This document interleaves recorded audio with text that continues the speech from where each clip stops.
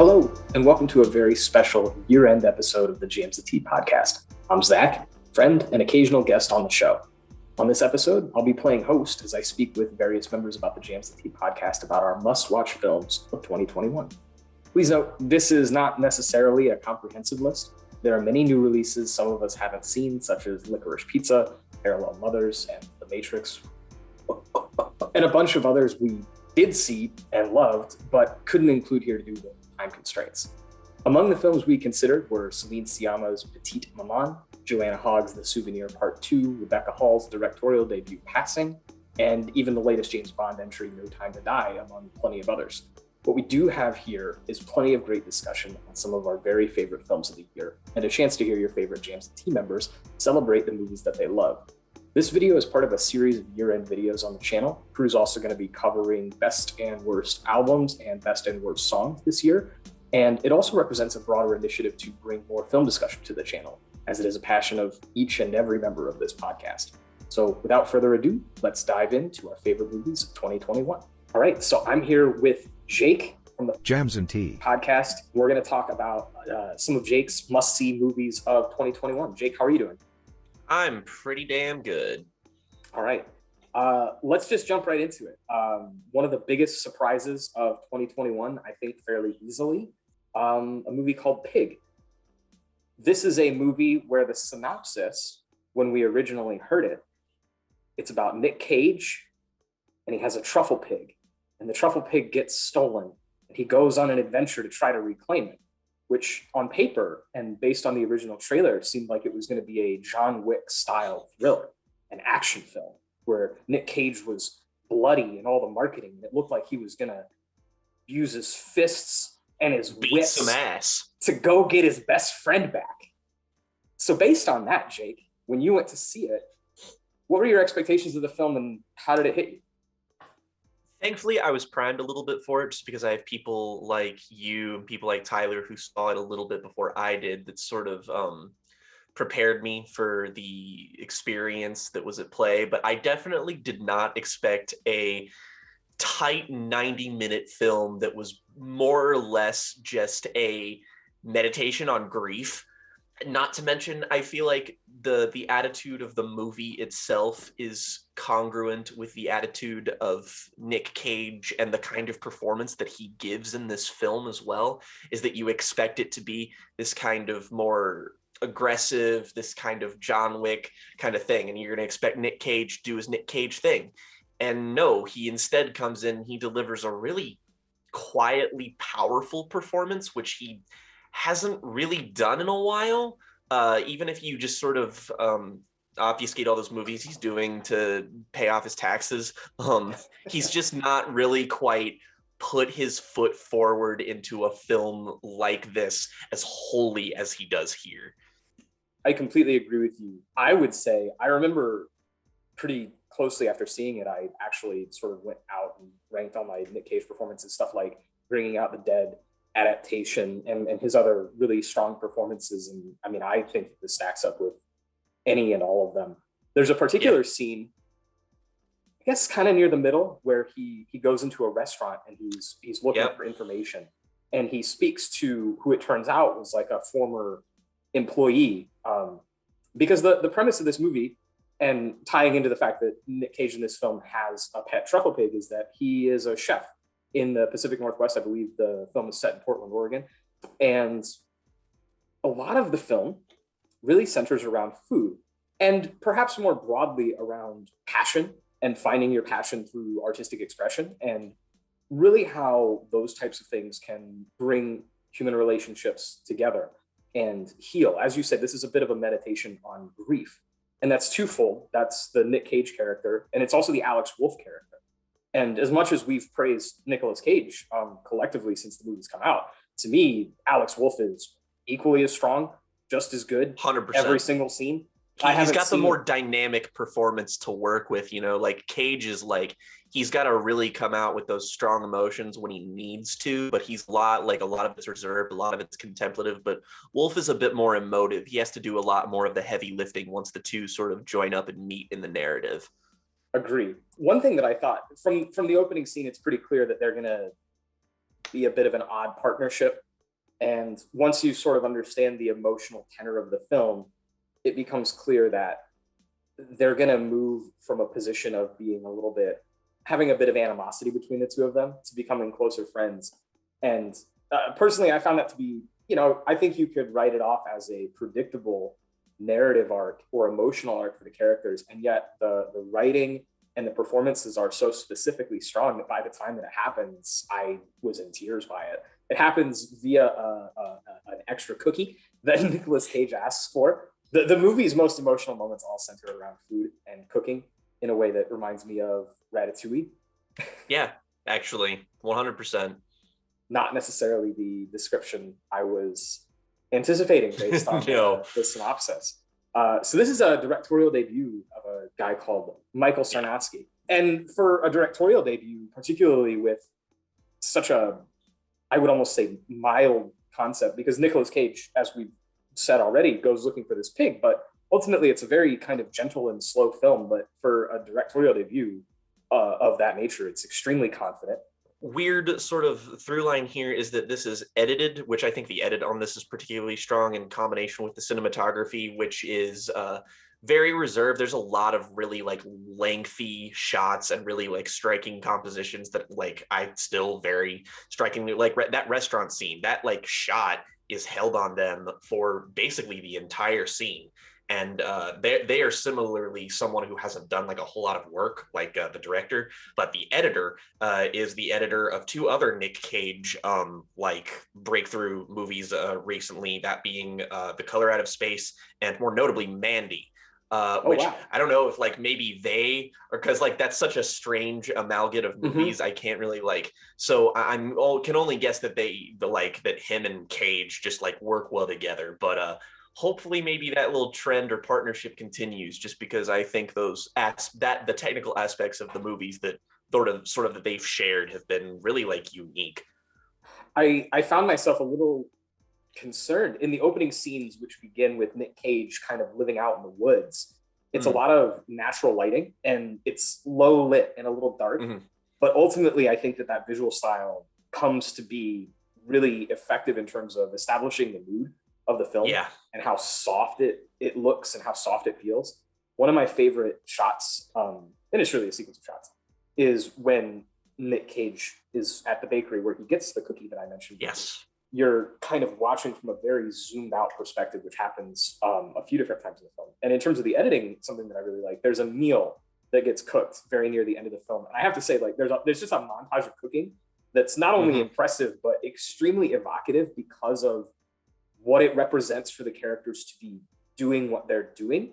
And then the impact of it. That particular dinner scene near the end of the film, I mean, just thoroughly phenomenal. Stitched me.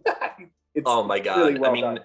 It just really patently emotional. Everybody's given like, it's like a perfect moment that's built up to just in the, like, again, it's not even something that's like, oh, it's super unexpected, it's super surprising. Like you're kind of anticipating this moment to some degree with a lot of the narrative beats, and it just executes it so flawlessly that I just kind of had to tip my hat, after I was done like wiping the tears off my eyes and crying into the fucking cheeseburger that I ordered because this movie made me hungry while watching it.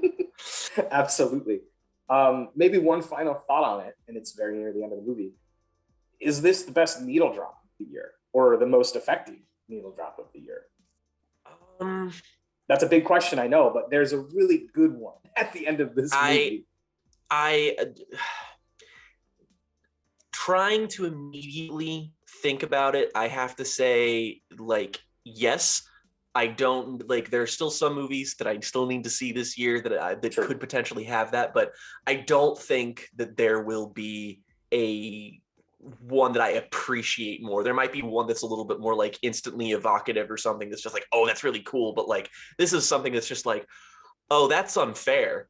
Like, yeah. Fuck you a little bit. The emotional context and power of the song within the narrative is probably as well executed as anything I can think of. There's several in Come On, Come On. There's several in The Souvenir Part 2. Hilariously, both of those movies needle drop Wire, which I think is very funny, from Wire's Pink Flag.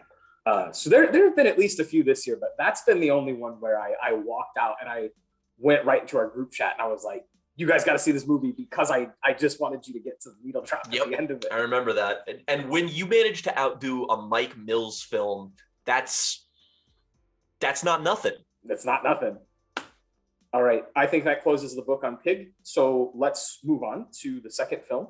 And indeed, the second film that we're going to discuss is the sophomore feature of Julia Ducournau. One of my most anticipated of this entire year, because as you well know, I adore Raw. And I know that you rewatched that in pretty close proximity to Titane. So what can you tell me about what your expectations were based on Raw and how this film delivered for you? I liked Raw a lot when I first saw it, like right when it came out, and it was like, it was playing in like festival circuits. Everybody was talking about it, getting good reviews, and I watched it and I really liked it. I wasn't like as over the moon for it as most people I knew, but when I rewatched it, I appreciated a lot of the mood and the subtext, as well as the technical work on display. But everything in Raw feels really tight, really purposeful. And there's a lot of density to the central metaphor that it works with in terms of cannibalism and sexuality and like the sort of nexus that movie explores. And I guess if anything, I wanted the next movie that she made to take that element where you sort of have this central metaphor and the concept that explores sort of working in tandem. And I wanted her to, if anything, to complicate it, to make it messy, to expand upon it, just because that's what I personally find interesting, is when you take something and you blow it up, and maybe it's not the most cohesive, but but making it more like, I guess density at all cost is just sort of what I looked for. And I can't think of a movie that fulfilled my desires and expectations in that respect than Titane did, because who Nelly. Like Raw, this is a French language body horror movie. I think that in some ways it owes a little bit of its identity to the French extremity movement. I don't think either one of Ducournau's movies are exactly Martyrs levels of like gory, grim, grisly stuff. But what she really does well, in my opinion, is finding these sort of body horror scenarios that are pretty grounded. Even though this movie gets wild and creative and out there, most of the body horror comes from things like somebody tugging on your nipple ring. Right? Those are the most, where it's this pain that you can really envision.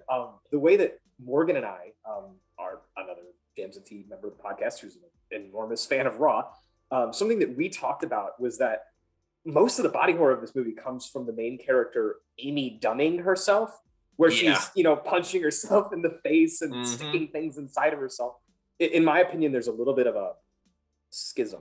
I'll use that word, between what's going on in the first half of the movie, which is formally explosive. All the kind of gruesome bits of this movie are really coalesced in this first half. And then in the second half, in my opinion, my favorite performance in this movie from Vincent Lindon really takes over, and it kind of shifts gears. Oh yeah. From something that's really sort of extreme and wild into something unexpectedly tender, much like we were just talking about how Pig has that. Lindon gives a really quiet, vulnerable performance that I really think ranks among my top 5 of the year, regardless of leading, supporting, male, female, whatever. When I first saw this, I was really excited for you to see it because I knew that you liked Raw, but didn't necessarily have the same degree of love for it. But I knew in some way that the two predominant themes of Titane would really speak to you. One of them being the horror of gender dysphoria, and the other being surrogate fatherhood, and maybe a lackadaisical father figure. Do you want to explore either of those? What I'm going to say is, so much of when people talk about this movie, they're like, wow, it's so violent and wild and crazy. But when I read your review of it, I found it to be very thoughtful. And, even though it's a movie that kind of defies a specific interpretation, you really were able to tease out a lot of things that I felt were interesting about it. And I would like to give you the opportunity to speak on some of those things now. Well, first of all, I won't say it better here than I did in that review. If you're interested in reading that, that's probably like the new movie this year that I was the most proud of writing about. So if you're curious as to my expounded, very, very detailed thoughts, go check that out. But I think it's safe to say that this is the movie that I've thought about the most this year. And there definitely is that schism of the first half and the second half of the movie. And when watching it, I was immediately like, it took me a little while to figure out how much I liked the movie, which is usually what happens when I end up like loving a movie, is that I don't know how to feel about it for a little while, is that I need to let it sit with me. It's never like immediate. These are the things that really like, that stay with me. And the thing about this is that the first half of it is way more the kind of movie that me and the people I know gravitate towards. I basically would describe the first half of this movie as an early David Cronenberg movie, and the second half as a Claire Denis film. And when I view it like that in its totality, it's like that first part of the movie, while I was watching it, was the more like visceral, the more evocative part, where it's just like, oh, this character is now kind of going off and doing their own thing, and it's a very singular journey that's happening there. And then once that character comes in, the father figure, the movie just completely shifts gears. And if you're expecting one thing, or if you really, really vibe with that first part of the movie, then it might derail the experience a bit for you. But once I just sort of looked back at what those two halves said and did, I was a lot more like, I could just sort of evaluate it for what it was going for a little bit easier. And it has a lot of really interesting things to say about intimacy, specifically in reference to ideas of gender roles and like familial relations, in terms of like, interpersonal connections between people.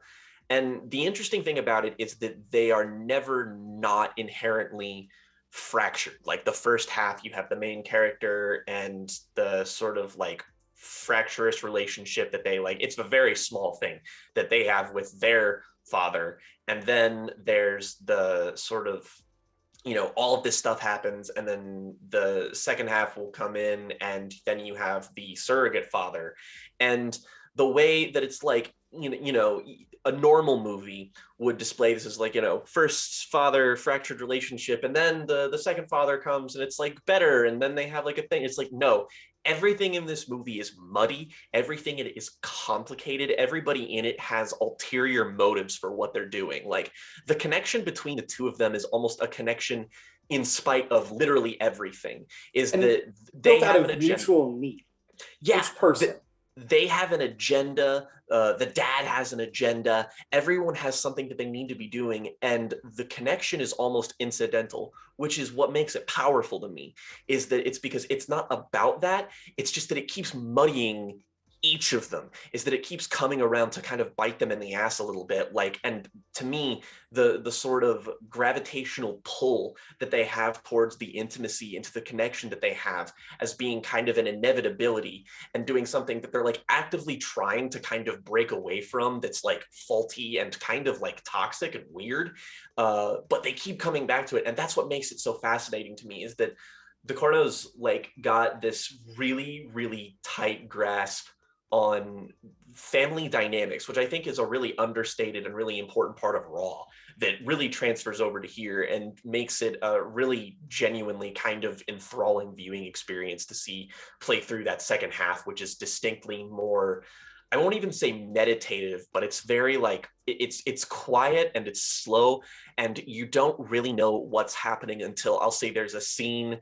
that involves like a huge fire, where everything sort of clicked for me. And when the firefighters in the film go and sort of save these two people in their house, there's like a moment. There's a CPR Macarena scene.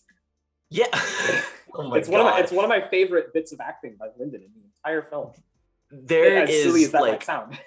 No, I mean, like, you're right, is that's the thing, is that a lot of the discourse around this movie is like, oh, this movie's so crazy, so violent, this movie's so weird. And it's like, yeah, but there's a lot more here that's like really tangible. That's like, it's not like people can grasp onto this stuff. This isn't stuff that like you have to look really, really hard. But That said, it does have that oddball value of just being like, it is a weird, fucked up, violent movie that you will probably get some mileage out of. Like, that ending sequence is going to stay with me for a very long time. But Both, like, it's so dense in that regard. I think that both Ducournau films have a really underrated sense of humor. I personally find Raw, which I've Totally. seen 3 times this year, including once theatrically and once with my younger sibling and my dad, to just be one of the most wickedly funny movies I've ever seen. Yeah. There's like, there's a bikini waxing scene in that movie that like every single second of it, I'm like, this is gross, this is hilarious, this is gross, this is hilarious. And I think that Titane, there's a particular set piece in Titane that I'm not going to explain it, but it reminds me a lot of what's going on with, this is going to sound crazy, Leatherface in the Texas Chainsaw Massacre, wherein he is sort of spurred into what he's doing because people keep showing up in his living room. And it's like making it's like making comedy out of like some of the most grim circumstances you can imagine. So it's a movie that plays with tone in a way that necessarily will be kind of extreme for some people and will be really, scintillating and interesting for some people. And just like the last filmmaker that we talked about, we'll look forward to the third Ducournau feature once it gets here. Real quickly, there is a Future Islands Neo drop in Titane that might deserve to be on our list. Also, there's a Zombies one, the one from the trailer, She's Not There, which is quite strong. Yes, that's a literal needle drop on record player. Those are great, and they also have like to wrap up on Titane, I will say another movie and director that it reminds me of is appropriately actually the film of David Cronenberg's son, that being totally Possessor. A lot of those sort of like identity, like the identity, the violence, the like. There's so many scenes the lead performances that have to do with each other. The lead performances between Possessor and Titane are like the casting, the look, the demeanor, everything. The androgynous dysphoria. They both have scenes that like directly address ideas of both self-mutilation in order to fit in with society and also with like inherent transness. So that's a hell of a double feature right there. That's like, it's just like, hey, you want to feel dysphoric and also see lots of shit that makes you go, oh, ew, gross. So the next movie that we're going to talk about is big. Can't overstate how big it is. You're an enormous Villeneuve fan. I'm an enormous Villeneuve fan. Each of us are big, huge fans of his 2010s sci-fi work, Arrival and Blade Runner. And we each know that he's a strong adapter of literary works. And so, like everyone else in the world, we've been really excited to see Dune. And we were even more excited to see it because, of course, this was meant to come out last year and it was delayed until this year. And that's the third film that we're going to talk about. So for the third time, I'm going to ask you, what did you expect from Dune? And what was your experience like with it? The thing is with Dune is that it had a lot going for it and against it that simultaneously just sort of canceled out any expectations I think that I had, which were, first thing you see is just like Denis Villeneuve doing Dune. And you're just like, okay, him doing dense sci-fi, that makes sense. And then you see that cast and it's just like completely star-studded, like the most wholly audience appealing cast he's worked with. You have people like Timothy and Zendaya who are obviously going to draw a younger audience in. Then you have people like Oscar Isaac, people like Oscar Josh Isaac Brolin, at really like Jason Momoa of his cultural relevance. Oscar Isaac, the same year, is probably maybe going to get some awards buzz for the card counter. I was a little worried personally about the star-studdedness of the cast because I thought that might be distracting or somehow ruin the immersion, and yet Villeneuve, as he always does, gets excellent natural performances out of the most famous people in the world, and really, in my opinion, kind of utilizes their celebrity visage to kind of bring you into a character very quickly with very little explanation. I see Chalamet, and I know how to feel about Chalamet. I see Rebecca Ferguson, I'm terrified. I see Oscar Isaac, I want to kiss him, right? One of my favorite castings in this film that I was surprised by was Skarsgård as Baron Harkonnen, because he's just like, when you see him in the trailer, he's all like alien looking, and then then you realize it's Skarsgård, and I mean, Chalamet's got to be the MVP in my opinion, because I really think that he puts his entire range of talents into characterization of Paul, but I think that Skarsgård is kind of like a little mini MVP. How did you feel about the two-part split? I found myself a little bit not disappointed, but reserved to really lean in on a positive or negative opinion of the film, because I felt like a lot of its arcs just aren't quite done yet, because it's adapting one novel into two very big films. I think that my first like reaction to knowing that it was two parts was kind of a sigh of relief, because I'm just like, it doesn't matter how long you make this movie. It's literally impossible to condense the first Dune novel into the duration of a 4-hour movie even. So that was, I was just like, oh, okay. So they're approaching this from like a thoughtful, methodical level. And another reason why I was a little bit tenuous is to anticipate this movie is that I don't like the Dune novel. I think I'm a little mild on it myself. The thing is that it's one of those things where it's basically the best example I can give against the people who are just, you know, your parents being like, oh, the book is always better than the movie. And I'm like, Dune has always been a story that is just literally in the wrong medium, because in Dune, the characters, the story, the imagery, the world, every like pure storytelling level in which it exists on is great and fascinating and dense and dark, and it's laden with this this mythos and this subversion, and it's stuff that I really gravitate towards and find interesting. And it's literally just because of the way it's written, in that it feels like you're reading the Silmarillion or like reading a fucking dictionary at points, where it's just like the first half of the Dune novel is in many respects nearly unreadable to me. And I can sit through something like, you know, I can read through Tolkien fine, but like you ask me to sit through that and I can't fucking do it. I need to get to that part where shit is actually happening. And so naturally I'm just like, oh, this is the first part for the movie. This is what it's covering.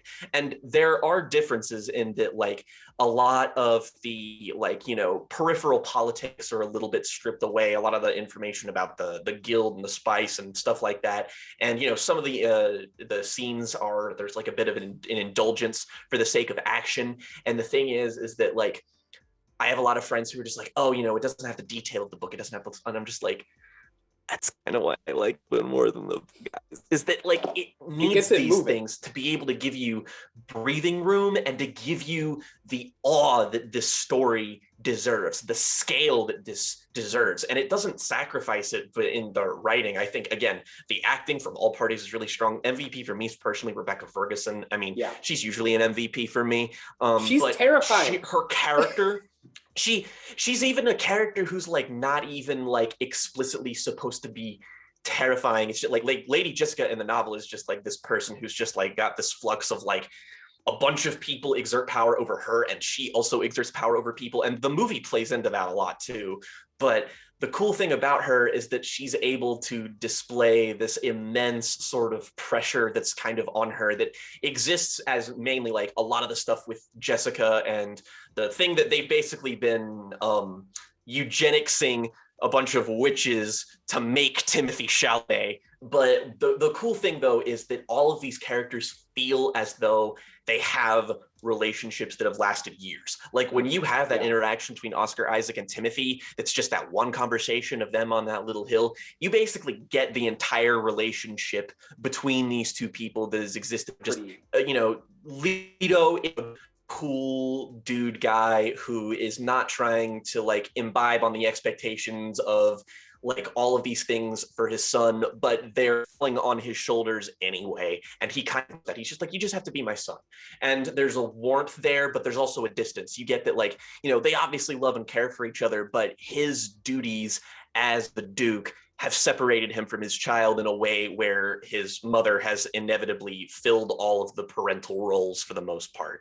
And it's like that with like everybody, like Duncan, for example, who's a character you find a little bit more out in the novel, but really not that much. He's really like an emotional focal point of the movie. I think that's a great way of putting that. Duncan, if I recall the novel, Duncan and Paul have a lot of scenes together. And so you get this like established connection.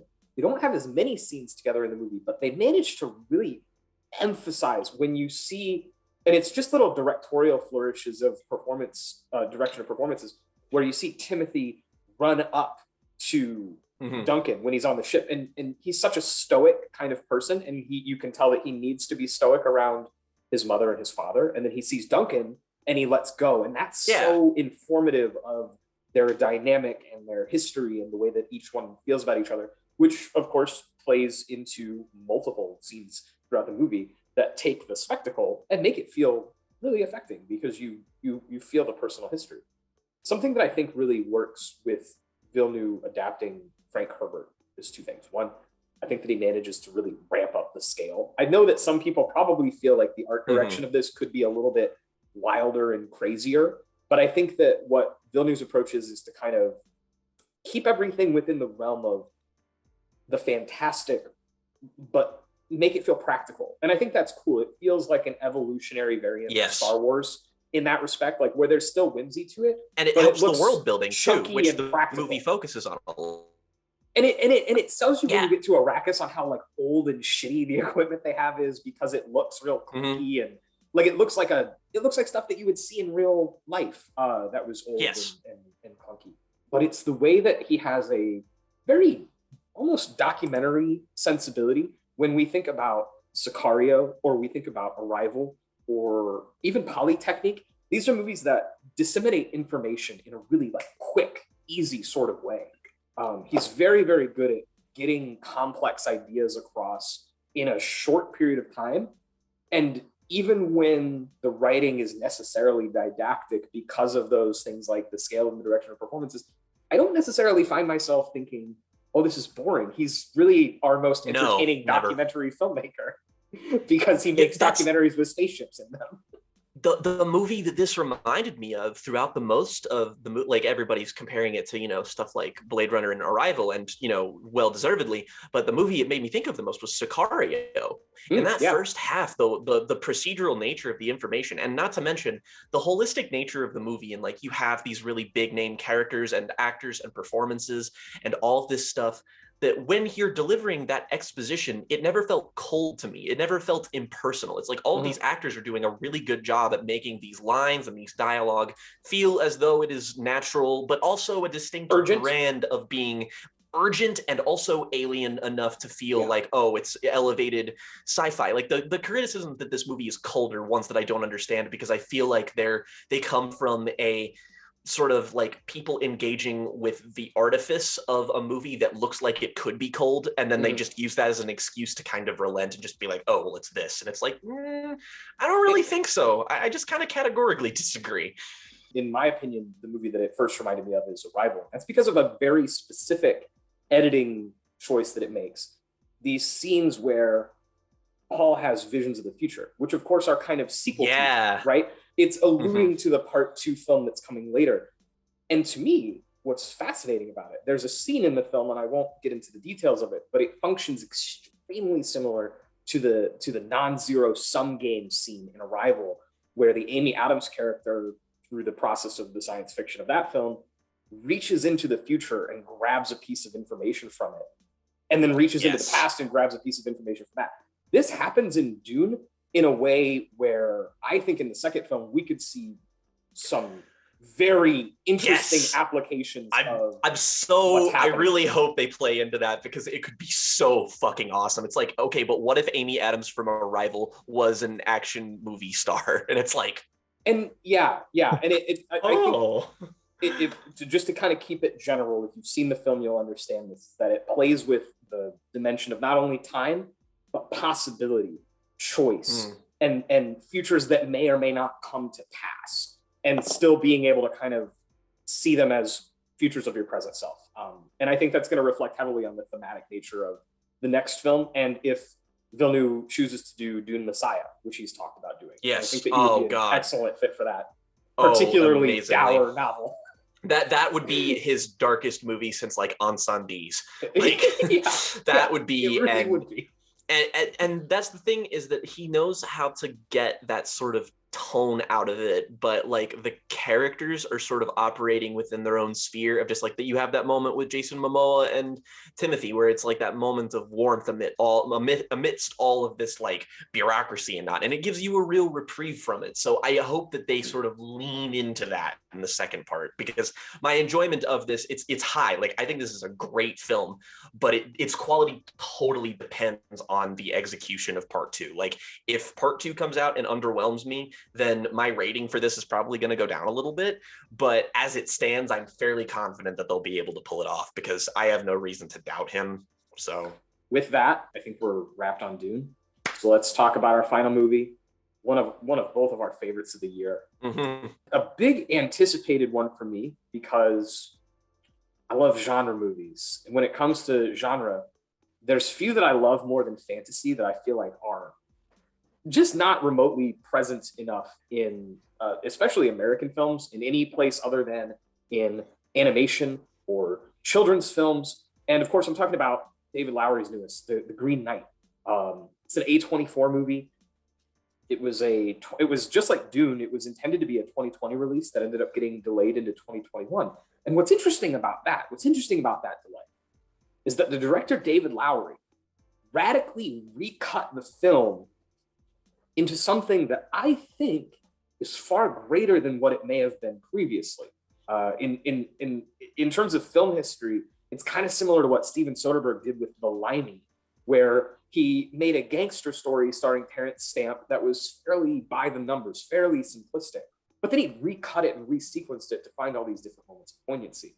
And in my opinion, what David Lowery has done with his particular resequencing of this movie is created an experience that took his beautiful looking fantasy world and created a film that is like a prismatic exploration of the fantasy genre and a deconstruction of what we might consider to be the traditional hero's journey, which heavily ties into Dune, which we just talked about. Yes. It's a film that owes a lot of its identity to The Last Temptation of Christ, to a lot of different unique sources.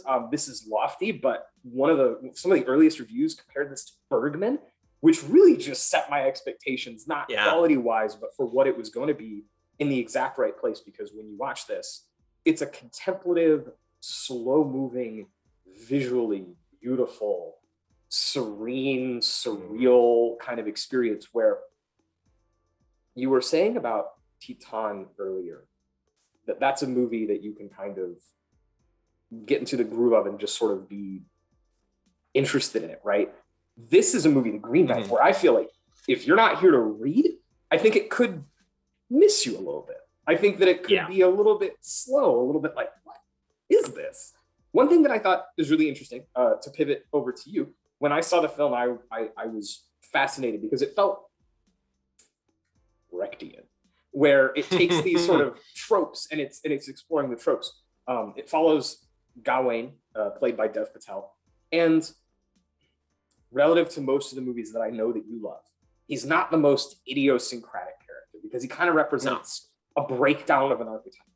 So what was it about Lowery's writing, directing this film, the performances that made that work for you, someone who is usually so much more about character details? What is it about this that clicks? Well, as the 4K case may have include you in on, is that I'm a fan of this. Currently my favorite film of the year. Very unlikely to be dethroned, but I'm not discounting the possibility considering some movies I haven't seen this year. But it's safe to say it's cemented itself as an all-time favorite. And if Titane is the movie that I've thought about the most, then this is the movie that is like the only thing that challenges that in terms of just things that engaged me. This was the first movie I got to see back in theaters from COVID. So I got to go into this into basically the best circumstances possible. And I saw it with my girlfriend, who similarly loved the movie, which she's not as big of a movie person as I am. I didn't really expect that. But the thing is, though, is that she is also a big reader. And I think that definitely heavily informs how you think about this movie. And the one thing that she said about it when we were driving home and talking about it that really helped unlock it for me was that she said it felt to her like a choose your own adventure story. And it was like we were seeing one branching path of it. And it was like that's sort of the impression that you get while watching, is that there are multiple points where the movie will peel back, and kind of like in the David Lowery movie, A Ghost Story, it'll give you like a fourth dimensional Slaughterhouse-Five view of what you're seeing, and like, this is how this could have gone, or this is how this is going to go, or like, just it shows you the situation from a completely removed point of view. And it does that with the end too. And the way it keeps reinforcing this over and over again, it's sort of like and with the way everything is presented, the way it's all set up, all of this serves to make a very, very concise point about these tropes and these stories and these characters in reference to like traditional Arthurian myth, or the traditional, Joseph Campbell hero's journey. Garwin, not the most unique main character or anything. He's really like, he's more of a cipher. But the thing the way you overcome this obstacle in a movie is you get one of the most charismatic actors of the 21st century to play And the one character of the in Dev Patel, who is fantastic in this movie. This cast is 100%. I mean, it's just like stupidly high. Dev Patel, Barry Keoghan, Joel Edgerton, Alicia Vikander, like babes. People. And a lot of them are shirtless and naked in the vast majority of it. And there's no good fantasy story without a nice little bit of homoeroticism. And to tie it into another piece of media that's weighed heavily on my mind this year is the thing that, like, when that thing with Joel Edgerton's character specifically came up, is that I could not stop drawing parallels in my head from Kentaro Miura's Berserk, which has been on my mind recently because Kentaro Miura passed away and Berserk ended unfinished. And honest to God, a lot of like thinking about it in relation to Berserk, something that I love very dearly and has influenced me in countless ways, has sort of deepened my appreciation for this, in the sense that, like, I'm of course heartbroken that Miura never got to finish the story, but in a sense, the leaving that journey unfinished feels almost poetically correct, in a very strange cosmic way, of just like the journey of this one character who's withered and battered and beaten this whole time, and is just basically to the point where he has become the Sergio Leone main character in a Western, going in on other people's stories, Mad Max kind of guy, to where his journey isn't really his journey, but the journeys of 1,000 people that he comes across. And Garwin is like the apotheosis of this idea, in the sense that his journey is not really ever done, because his journey doesn't ever really begin. His journey from the outset is a side story. It's a side quest in a video game. And it's all because of his own sort of folly, that sort of emotional point at the very beginning of the film, where the entire reason he goes on this quest is because he doesn't have a story. He doesn't have anything to tell the king. He doesn't have he wants to be able to be this hero, this Arthurian hero. And, from the outset, it's like he tries to do that. And that's what ultimately proves to be something that could be his undoing. And without spoiling it, where the movie keeps going, it keeps showing you all these possibilities, these ways that he could die. And, there's probably an interpretation of the movie that he did die. And you're just like seeing, another version of it happen, which is completely valid. Flourishes of surrealism wherein, and to hearken to what Ree said, that it was like a choose your own adventure. My letterbox log of this begins with the Green Knight, David Lowery challenges you to choose your own adventure. I very much had the same interpretation, where there are these moments where you see something and it winds back the clock a little bit on you, where it's like, it could go this way, or it could go this way, or it could go this way, which has a very video game kind of quality to it, where you reach a game over screen and you hit restart and you go back and you make a new choice, right? And you make a new choice and you make a new choice, just like in a role-playing game. And it's the cycle of reincarnation, which of course reflects the cycle of literary tradition and the cycle of genre as it passes down through the generations. And we tell the same stories over and over and over again. And it's like, what lessons are we learning from this? And how do they apply to us in the current day versus how they apply to us 100 and then the movie does that with Garwin at the end. We won't spoil, but it pulls back and it shows him the lesson. And honestly, that's a lot of like what really affected me about the movie, is the way it goes about its ending is, I found really powerful, in the sense that it's like, it sort of tells you all of these struggles and all these stories that people are inspired by are like, they're cool and all, but at the end of the day, maybe also if you have a bunch of people that love you and care about you, that you should probably give a shit about them more than you give a shit about going on some adventure, probably. And the way it's sort of like, it's not like condescending in that theme. It's more so just being like, hey, you know, this is cool and all, but like, look at all of this grandiosity and all of this fucking like this density, this Arthurian shit. And then look over here where you can just sort of like be alive. And it's really affirming. And I didn't expect that at all. And then I'm just like, oh yeah, this is the guy who made a ghost story. I probably should have seen this coming on some level. I think that it also reinforces, when you're talking about those domestic places, the value of storytelling, fantasy, and legend for the people that are at home. You know, like this is a movie that's very much about adaptation and about literature, and there's like theater performances, which are part of the Bergman comparisons. It's a movie that really is very interested in literary and metaphorical and theatrical types of forms, which of course all tie into cinema. Even the formalism to me feels representative of the source poem being so kind of like angular and symmetrical and you know, metered and everything like that. You can take each piece of the movie and it can be interpreted in 5 different ways. Like the character motivations of Dev Patel's mother, like she could be the villain of this story, maybe. I don't know. It could like you could read it in 1,000 different ways. Yeah, and the same thing with Dev is that he, as a main character, is just like, he's kind of like an asshole, but he's like also like a good guy. But like, you know, like there's a richness to the text. Yeah, there's a richness to the text here where everything can be anything. And it takes a real amount of skill to be able to do that as tightly as the Green Knight does it. And that, again, reflects the poetic form, where it's like each syllable of each word, of each line, of each stanza is symbolic and interpretable. And that's really such a big part of, you know, poetry of the era that this harkens from. I found it to be a very interrogative movie. That's a word that I've used a few times. A lot of the script is written as questions. One of the best scripted portions of the movie is during the adventure where he is assisting a young lady in a house by a pond. And he goes, "What would my reward be if I helped you?" And she goes, "Why would you ask me that?" And I love that little dialogue exchange because each one of them are questions, but there's so many ways that you could interpret the questions. As in, what is my reward for doing this? As in, what are you going to give me if I help you? Which is kind of selfish and assholey. But also, what do I get out of helping you? What is the virtue of being chivalric and a knight? Like, what is my personal value and growth? And then the second question is, why would you ask me that? Offended about the dick question. But then the second interpretation of why would you ask me that is like, bro, if you're asking me why you would be helping me, why are you on this adventure?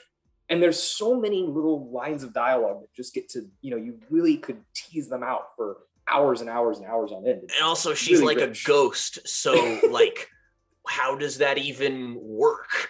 Like, it's just like, what is the practical value of doing this? There's a really great flourish there. We were talking about kind of surrealism and the possibility where the axe is already there.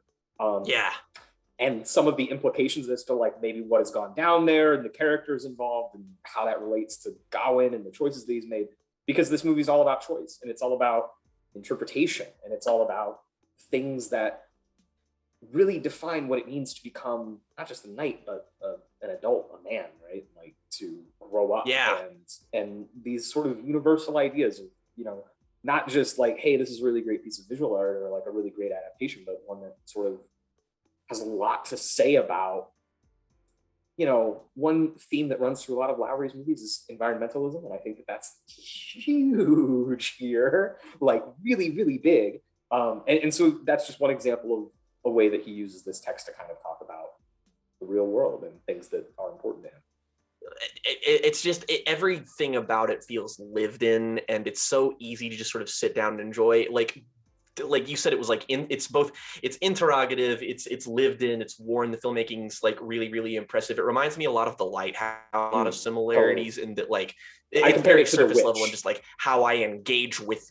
Yeah, it's just how I engage with movies, and that I engage with The Lighthouse the same way I do The Green Knight, and that I'm watching this and I'm just like, it's like like a fucking MMA match in my brain to be like visual interpretation, narrative interpretation, blah, and I'm just like, and Which that's what ultimately makes means that movies you'll see special to it me. 8 times in a month one time because Yes, I just want to go through this scene again. I go saw The Lighthouse 3 times. I will simply do it 3 more times. Same with The Green Knight. Helps that The Green Knight is a Yuletide banger. It will Oh be yeah, a watch for that's many true. Christmases to come. Oh, So I think 100%. that pretty well covers that. I guess the last question that I have for you doesn't really relate to any of these. Is there anything that is coming up before the end of the year? Anything that you're planning on watching? Anything that you're excited to see? Oh, well, the movie that I'm like most hotly anticipating, 50% because of the people involved and 50% because of you and your particular reaction to it would be the Mike Mills film. Come on, come on. 20th Century Women is one of my favoriteest movies ever. It does me the big sad. A lot of complicated emotions with that movie beyond just sadness, but it's a great film. I love Mike Mills, love Joaquin Phoenix, love The National, so no reason to not look forward to that. I haven't seen the new Wes Anderson yet, so I'm very anxious to see The French Dispatch just to see like what the deal is, just because like I am definitely not a Wes agnostic, but I am also not a Wes super fan, so I don't know where I'm going to land on it. Also, the other biggest movie that I'm like really looking forward to, just because it's got like critical press and everybody involved is fucking amazing and I love them, of course, being Paul Thomas Anderson's Licorice Pizza. Gotta see that because PTA is my literal father. We share the last name, it's fine. But there's probably like the odd movie that I'm forgetting about, like maybe a little more like minor critical stuff. But even though it's been sort of like a scant year for movies, just because we're still in COVID recovery mode, I still think this year has been a really notably enjoyable one, just because I've gotten a lot out of these movies that I've seen. I think it's been a step up from 2020. You know what Definitely. I'm looking forward to is The Matrix. Oh, fuck yeah, absolutely. That trailer I feel like I feel forget like about them. Explode. Fucking, I saw like a meme that's like the guys on the couch and then them like cheering me of just like every trailer, and it's just like them bored, and then it's just like the shot of the house from the beginning of the Matrix 4 trailer, and then just like every time I see that, and then the song starts, and then you see Keanu with the little duck on his head. When they put that on HBO Max, it's gonna go down. I'm gonna watch it 40 times. Oh, it's gonna be so. I'm gonna awesome. get my money. I can't wait to watch Jonathan Groff get the shit kicked out of him. And Yahya Abdul-Mateen fucking. Yes. Jake, this has been super fun. Thank you so much for talking about all these movies with us. I hope that you get to see your anticipated releases soon and that you enjoy all of them. Yes. Have a great rest of your night. Yeah. I'm here with August from the Jams and Tea podcast. We're here to talk about a couple of your must-watch films of 2021. August, how are you? I am just fine. How are you, Zach? I'm good. Weather perked up a little bit down here in Texas. We got, it's a little balmy, a little warmer, kind of the last stand of warm weather for the year, I think. Yeah, I'm getting something similar, so I'm gonna have to enjoy that outside. Yeah, awesome. Well, we're here to talk about a couple movies that we both saw this year and liked quite a bit. Yeah. The first one to talk about is the latest effort from screenwriter and director Paul Schrader, who y'all should obviously know from recent efforts like First Reformed and screenplays Taxi Driver, Raging Bull, The Last Temptation of Christ, all sorts of things. Paul Schrader is really a longtime favorite of mine. August, do you have a pre-existing relationship with Paul Schrader prior to seeing this? I got into him around like First Reformed, that this kind of I guess most recent phase of his career, I'd classify it, because that film and this share a ton of DNA, I think, in their writing, their presentation. And I've really been invested in this recent phase of his career. I've always really liked him as a writer. I think he's got really interesting thoughts, ideas, and commentary to say about religion and society as a whole. One thing that's kind of been a conjoining element of a lot of these conversations that we've had for this particular episode has been talking about how our expectations were sort of met or not met by the film. And what I mean by that is, when you went to go see this movie, what did you understand about the synopsis, and were you surprised as you were watching it by what the movie ended up being about? myself personally, I try to avoid as much information on a film as possible, and I like saw a trailer for this before I saw Shang-Chi of all things. And I was like, Great double feature. great double feature, exactly. And I was like, oh, that's a new Schrader film out. I have to see that. And as soon as I saw his name, I plugged my ears and closed my eyes for the duration of the trailer, and kind of went into it blind. So Okay. yeah, what I really just wanted was Paul Schrader's latest meditation on what he does best, and I think I got that. I think for me, I originally heard about this movie on Twitter. There was like a promotional tweet, and the promotional tweet was a photograph of Oscar Isaac from that final scene where he's in the house and he's wrapped everything up in the cloth and he's in the gray suit. Oh, and yeah. It's when Willem Dafoe comes in the house. And it was just a photo of him on a chair. It's like Oscar Isaac will play the lead in new Paul Schrader movie. And I was like, say no more. Yeah. That movie could have been about anything. You know, obviously the title, as it implies, it follows Oscar Isaac, who is a gambler and a card counter who learned card counting technique during his time in prison. However, it's not just any prison that he was in. It was, in fact, a military prison. And the film, though a lot of reviewers were very kind of concealed about this originally because it's not much in the marketing, it's pretty well publicized at this point.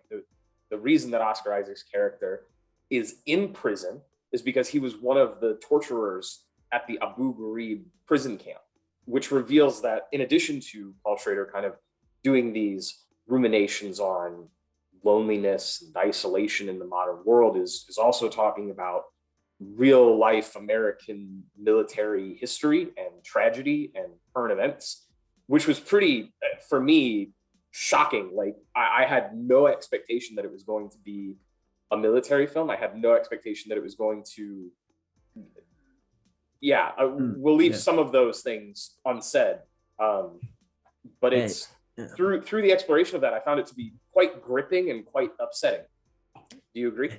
Yeah, totally. And I think to your point, in a way that military angle, kind of this very socially aware angle, is also kind of a continuation from First Reformed, which was much more focused on climate change and how you compartmentalize and deal with the end of the world, basically.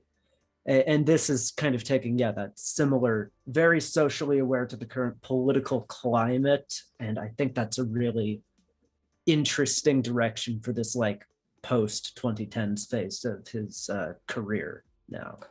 So Paul Schrader's debut film, Blue Collar, 1978, I watched that for the first time this year. And I mean, just from his very first directorial effort, because he had written Taxi Driver already at that point. That first debut feature, I mean, it's about labor politics. It's about solidarity among the lower class. And it's pretty cool that this as a writer, particularly Schrader, has kept kind of progressing through these themes of, not just making movies for the sake of exploring a psychological archetype, but talking about how the God's lonely man psychological Paul Schrader archetype is often a byproduct of the modern world, and all these different angles on that, whether they're about faith or the environment, the military, and the military itself has been a theme. If we just to talk about Taxi Driver, Bickle, I actually saw when the card counter was playing, I had the opportunity to see Taxi Driver because they played it at my local cinema because they tend to do that kind of thing. And when you see Taxi Driver, you're like, oh yeah, this is a movie about a guy who is a Marine who can't sleep nights because he's haunted by the things that he's done. And it's kind of not unspoken, but underplayed elements of that film, but it just kind of is this psychological foundation for like that Bickle character and the Bickle archetype. Yeah, which something that I think at this point throughout his career, Schrader has just nailed down that kind of Bickle archetype to this point of almost absurd perfectionism at this point in his career, which I think was a great draw for this film for me, because I really enjoyed, I think Will Telek is the name of the main character. I loved his, I just loved watching everything with him, and the way he expressed himself, I think, is really fascinating with the whole wrapping everything up, making himself this ghost in the world. Is Yeah, absolutely. Like where he doesn't leave a trace of himself behind almost. And in the end, that ends up, it's a very self-fulfilling prophecy, this idea that, as you say, he wraps everything in this kind of cloth. And it's like he doesn't want to leave a mark. He doesn't want to be seen or sensed. As a card player, he mostly is in, we see him in card rooms in the middle of the night, walking out of casinos at 6 a.m. when the parking lot's empty, and then just going to this hotel room and diaring like a Robert Bresson character about faith and stuff. And it's, I think I love Oscar Isaac broadly speaking. Like I am generally a big fan of him. Since like Inside Llewyn Davis, I think maybe was the first thing that I saw him in, where he was like a big part of it. And that might still be my favorite Oscar Isaac, but this is some of the most rich material he's gotten to work with. And in my opinion, he really just knocks it out. There are Tiffany Haddish and Ty Sheridan are also in the film, Willem Dafoe. I actually really love Willem Dafoe. I kind of felt like he was sort of understated in a way that's interesting for the character that he portrays. Yeah, no, and it's also nice to just see Defoe doing a much more reserved character as opposed to the kind of person he is typically typecast as. So. Which is a nice juxtaposition with his role in the film. If we think about what his role is and how that would usually, what we might think of with that role, him being so reserved is interesting. It just adds a layer to it. It doesn't necessarily drag that layer on and on for you, but it's just one of many things that are kind of in the margins to think about and consider when it comes to this cast of characters, which is slight but very interesting. One thing that maybe stands out to me is that cinematography. It's very digital and it's very clean, but it to me spoke to that ghostliness that you mentioned, where the character feels kind of like intangible and vacuous. Just the lighting, the way the lighting complements that, even just giving everything this soft look to it is it's quite nice. Love those opening shots where it's the very, very close-ups of the cards on the table. That was such a great part. I loved those opening credits. Good film. Yeah, completely agree. All right, so let's move on to another film. This one was released earlier in the year, so much so that it actually preceded the this year's Oscar ceremonies, which typically those are for 2020 films, but that means that this one happened to get run during basically a year earlier's picture. And the reason that I bring that up is because not a lot of people are necessarily talking about Judas and the Black Messiah as a year-end 2021 movie, because it's kind of 11 months in our review at this point, and almost feels like it came out of last year, but it was this year. Yeah. That is a film by Shaka King, obviously starring Daniel Kaluuya and Lakeith Stanfield, Jesse Plemons. So really just a murderer's row of up-and-comers, guys who are really poised to dominate the next decade as if they hadn't already dominated the last one. So, for me, this released when theaters still were largely not open in my area. And so it was, this dropped on HBO Max. It was one of their first kind of like streaming releases of the year, if memory serves. I guess you'd call it a political thriller. It's a bit of a biopic about Fred Hampton, chairman of the Illinois Black Panther Party. The Lakeith Stanfield's character's name is, I gotta look it up, William O'Neill. Yeah. And there's also a degree of, I think, character study to his role in the film. Essentially what it looks at is a scenario wherein there is a criminal and the FBI uses that criminal's guilt and punishment. So we just talked about The Card Counter. There's a movie that heavily is interested in prisons, whether Abu Ghraib or the prison that the main character William is in. This movie is kind of about like the looming specter of prison, which sort of forms the political ideology of the Black Panther Party in the era that the film takes place. And so the Lakeith Stanfield character is essentially accosted by the FBI, and he says, hey, we'll be nicer to you sentence-wise, or, you can completely get off if you go get Fred Hampton. And essentially what it means is you have this conflict, which is driven by an underlying federal government system trying to suppress a really charismatic revolutionary because they fear the uprising power.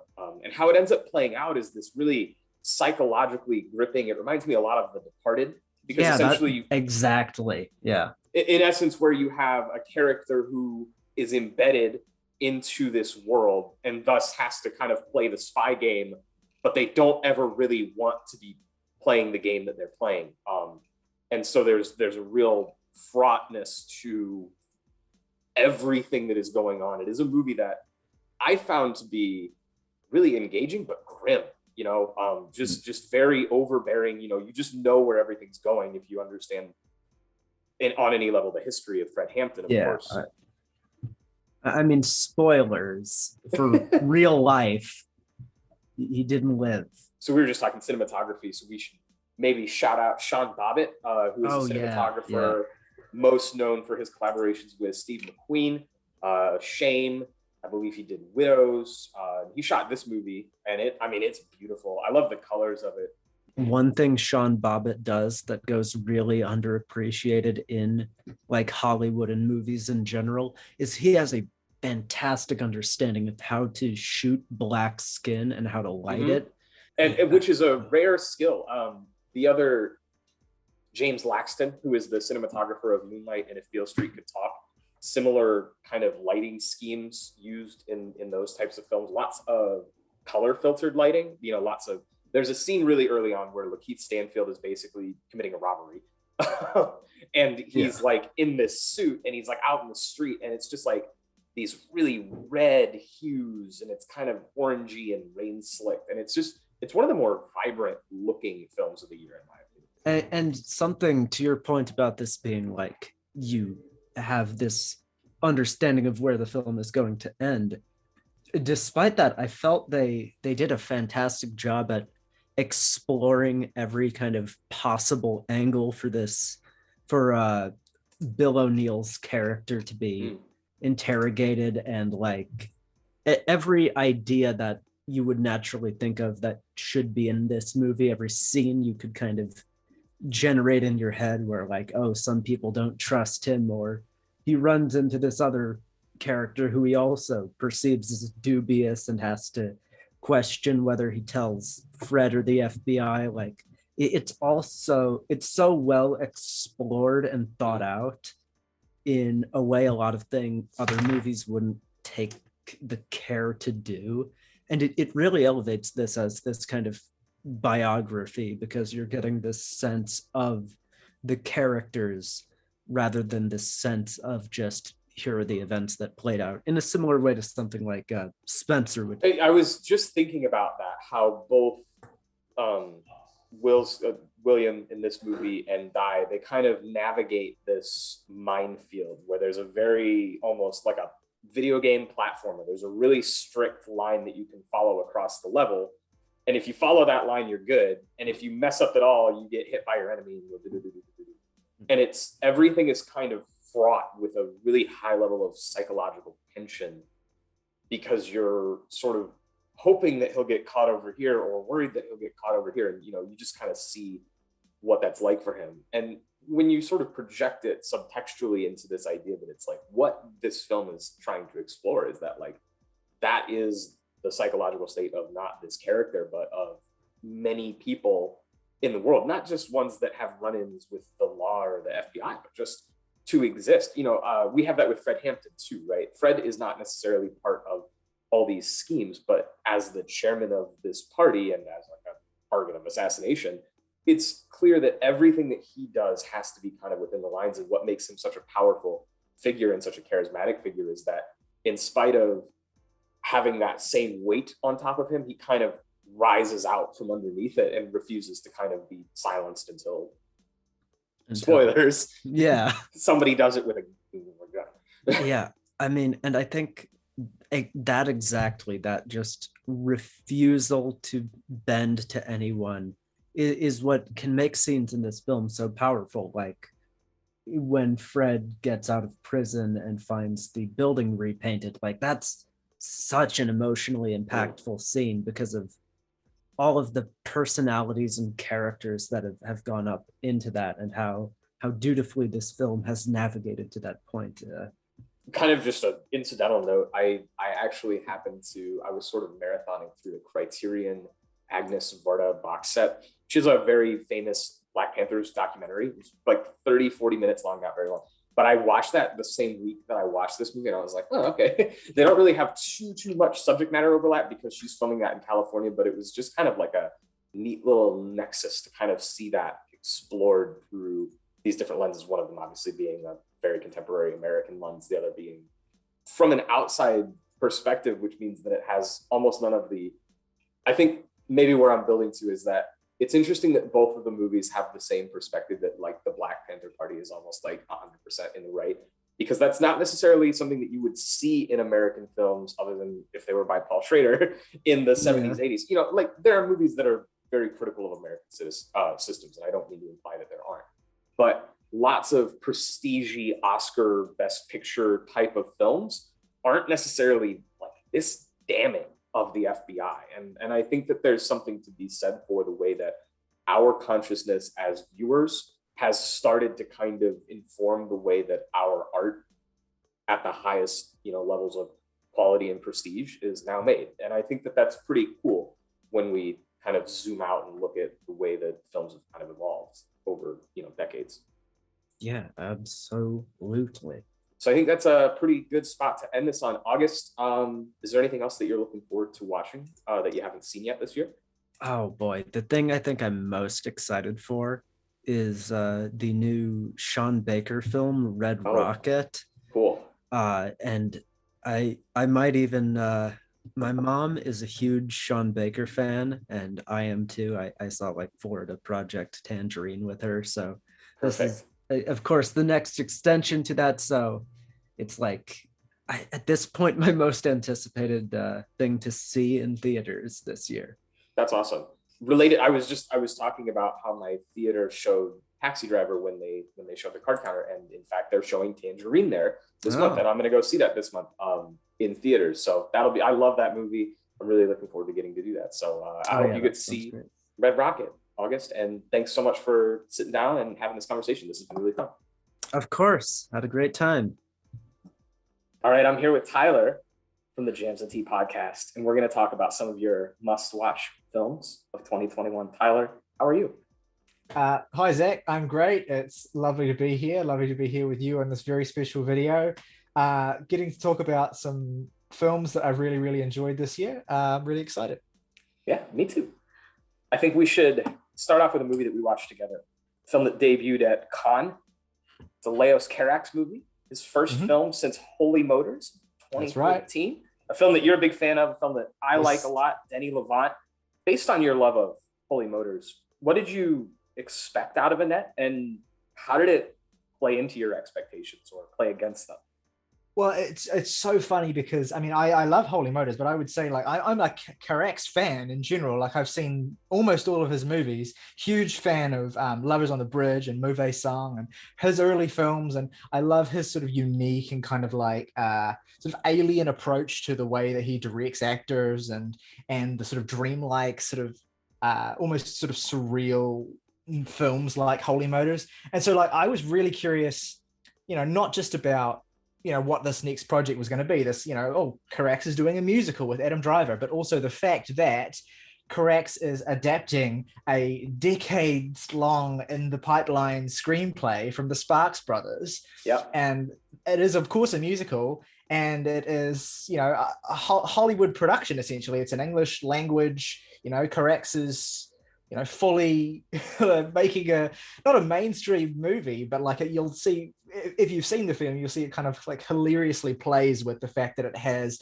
these kind of big name actors in it, and it's kind of satirizing particular sort of lifestyle and particular kind of celebrity culture. Satirizing it also in a very sort of dry and in a way that I imagine has probably left a lot of people quite cold, because it's very sort of like I don't know how to describe it. It's just very European attitude to sort of Hollywood satire in that movie. But anyway, yeah, so I was like totally jazzed for it, and really like ready to accept whatever kind of craziness Carax was going to throw at me, because in my opinion, like the way I see it, the way I saw it, the only thing that would make Annette disappointing was that if it wasn't like totally ballistic, and it fortunately absolutely is. As you mentioned, it's a musical, romance, fantasy, black comedy, drama, Brechtian shitpost. Yeah, all relevant descriptors, absolutely. It was not only is the music by Sparks, the band made up of Ron and Russell Mael, but also they wrote the original screenplay for the film. Vigilant movie watchers may also be aware, Edgar Wright directed a film called The Sparks Brothers, which is a documentary about Russell and Ron Mael and their musical career, which began all the way back in the 70s and runs up to records that they released in the past decade. And Annette includes Annette. So they've had a multi-decade music career, and they've always wanted to make a film. They've even brushed up, as the documentary expounds upon, they've brushed up with these opportunities to get to make a film, particularly Ron Mael, who is the songwriter and lyricist of Sparks, they're both film dorks, but he's a particular fan of like Bergman and art house cinema, and just the fusion of Sparks and cinema has always been pretty paramount to the way that he writes their songs. They even have a concept album about Ingmar Bergman as musicians. So really tantalizing opportunity to get to see these creative, weirdo, funny artists get to work on a film for the first time. Their music is varied as you move through it through different decades. But one of the things that really binds all of it is that it's very dense writing, and it's a lot of it's double and triple entendre in the lyrics. And I find that the script of the film is the same way, where you have a story which is ostensibly about a comedian, an opera singer, and their puppet baby, and a guy that plays the piano from The Big Bang Theory, or A Serious Man if you're a big Coen Brothers fan. Obviously, you mentioned Adam Driver already. Was there any standout performance in the film to you, or character? I mean, I was gonna shout out Halberg. I think he has an incredible supporting turn. Like just the scene, like one of the most vivid sequences in the movie in my memory is that scene where like Carax's camera is just kind of like circling him again and again while he's sort of conducting. Yes. After the passing of as the camera's moving in front of him and as it arcs behind his head, he begins to conduct and he's give me a minute, and then conducts as the music gets louder and more explosive. Yeah, it's obviously like it's a supporting turn. It really like doesn't sort of come into the film until the second half of it anyway, but it's like quite a physical and animated performance. And that's something that did really strike me just in general about the performances in this movie, is how kind of physical and kind of like it's cartoonish the way that these actors were directed and the way they move, is like the sequences with Adam Driver, sort of his stand-up comedy routines and the sort of weird sort of physicality of it. Like he almost conducts himself like a marionette to a certain extent, if you want to draw particularly when he's on stage doing his comedy routine, he kind of lurches around and uses his microphone cord in ways where he'll wrap it around a limb or around his neck. So that whole like the vibe of that, like the whole sort of effect of those performances sort of being directed in that way and shot in the sort of quite surreal and fast-paced and sort of strange way that they are. Like you have those sort of, I always sort of laugh when I think about the really kind of like on the nose sort of satirical like cutaways to like tabloid press shows where they're like, and they sing a really little refrain of their headlines. Exactly, and you'll have like text on the screen that will just pop up, and so it's very kind of like hyper real. The nature of the screenwriting brings out a lot of comedy through the particular way that Sparks' lyrics are written. A lot of repetition. We've used the word Brechtian to describe the Green Knight already, and I think that applies almost doubly here. You have this movie about entertainers and their child who's a puppet, and it's very much kind of, as Tyler has already said, a satirization of Hollywood and tabloid culture and celebrity. In the margins of that, I found the film to be quite affecting, in spite of the fact that the dialogue is often quite strange and delivered in alien ways because the songwriting is evocative, because the performances are evocative. Something that I thought of the first time I saw this movie was Bergman, because of the inspection of the arts and performers and the puppet child all feel like things that are in his head, and because of course I know the band happens to have a predilection for him.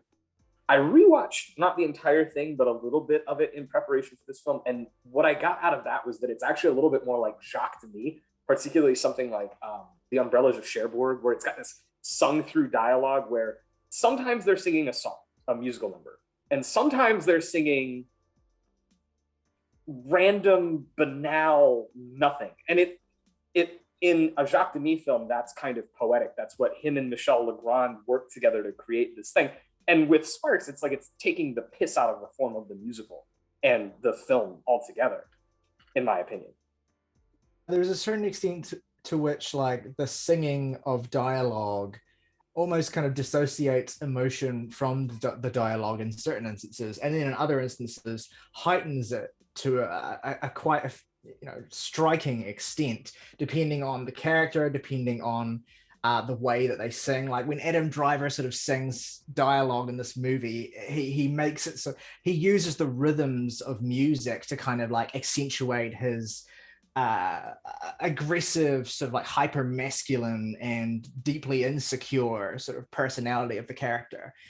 Whereas you have someone like Baby Annette, who's her whole shtick is, she has this kind of angelic voice that sort of transfixes the masses, and sort of her expressions through the medium of singing are, taking sort of the form of language and presenting it in a way that becomes like this kind of balm to the people. And it's like there's a certain extent to which sort of communication and the ways in which these characters can or cannot communicate with the other people around them, the ways in which they present their language, it tells you a lot about how connected they are to the people and to the world around them, or how disconnected they are from the world around them, or about sort of the personal crises that they're experiencing, or like there's just so much power that comes from having the dialogue be sung that creates a sort of surreal experience because you're not used to it. And I think probably alienates a lot of people and intentionally renders certain moments quite silly and cartoonish and ridiculous. But from that comes a kind of genuine pathos as more is sort of revealed about these sorts of characters. And it feels very true to the distinctly weird and idiosyncratic way that the Mail brothers see the world, and that they've communicated the way that they see the world and the relationships between people and their music. I sort of see it as a cautionary tale about creativity and fame. And in particular, we don't have to get into the entire breakdown, but I somewhat see the characters as representing Ron and Russell Mael, or kind of dark forms of them. Both Helberg and Driver kind of have little tip-offs that remind me a lot of Ron Mael, and their particular character motivations center around envy of the character Anne, played by Marion Cotillard. And to me, it's a cautionary tale about not giving in to one's aggression, needfulness, the need for the spotlight, the need for the acclaim, and being supportive creatively. And I think that a couple of things make that really resoundingly powerful for me. One, the fact that we know that this is years in the making, and it dates back to a time when Sparks were not productive as musicians. They couldn't get a record pressed. And so you have this script that talks about the darkest parts of the artistic experience. And the other part that makes it really refreshing is the fact that we know that the Mails have a decades-long collaboration with each other, which means that it's probably brushed up against the darkness, but that theirs is a resounding success story, which means that even though this movie has a lot of darkness in it, that it doesn't have to be this way, that within the realm of fantasy and the real world, you can move past some of these petty things, and you can move past some of the failures of communication that you've been referring to. And that's what I take away from it every time I've listened to it. It's very cathartic by the time it's over, in spite of the fact that it's such a kind of like silly, fun movie that I love to laugh at. It really makes me feel and contemplate a lot of deep emotions. So with that, we'll go ahead and move on to a film from a director from your own home country, Yes. Jane Campion, The Kiwi. The greatest power- of all New Zealand filmmakers, in your opinion, and probably Yeah, I mean, mine. I would say so. Yeah, I mean, not that there's a heap of competition, but we do have, one of the things that sort of New Zealand culturally prides itself on is its film industry, which is kind of particularly sort of burst to life in recent years. But Jane Campion has been around since the late 80s, I mean, early 90s, when New Zealand's film industry was like kind of really sort of starting to sort of roar to life. And I won't, we don't have the time for me to kind of dig into her sort of artistic progression as an artist, but suffice it to say, like The Power of the Dog, highly awaited film, her first film in 13 years, I think. The only thing she's done in the interim is the fantastic sort of miniseries Top of the Lake with Elizabeth Moss, which is both seasons highly recommended. China Girl also hits. Yeah, just throwing it out there. Absolutely, co-signed completely. But this is sort of it's a homecoming for her as well. Like, this is a movie that was shot here in Otago, the province that I live in, the South Island of New Zealand, a very sort of remote place, and quite hilariously, a setting which is intended to stand in for rural Montana in the US. USA.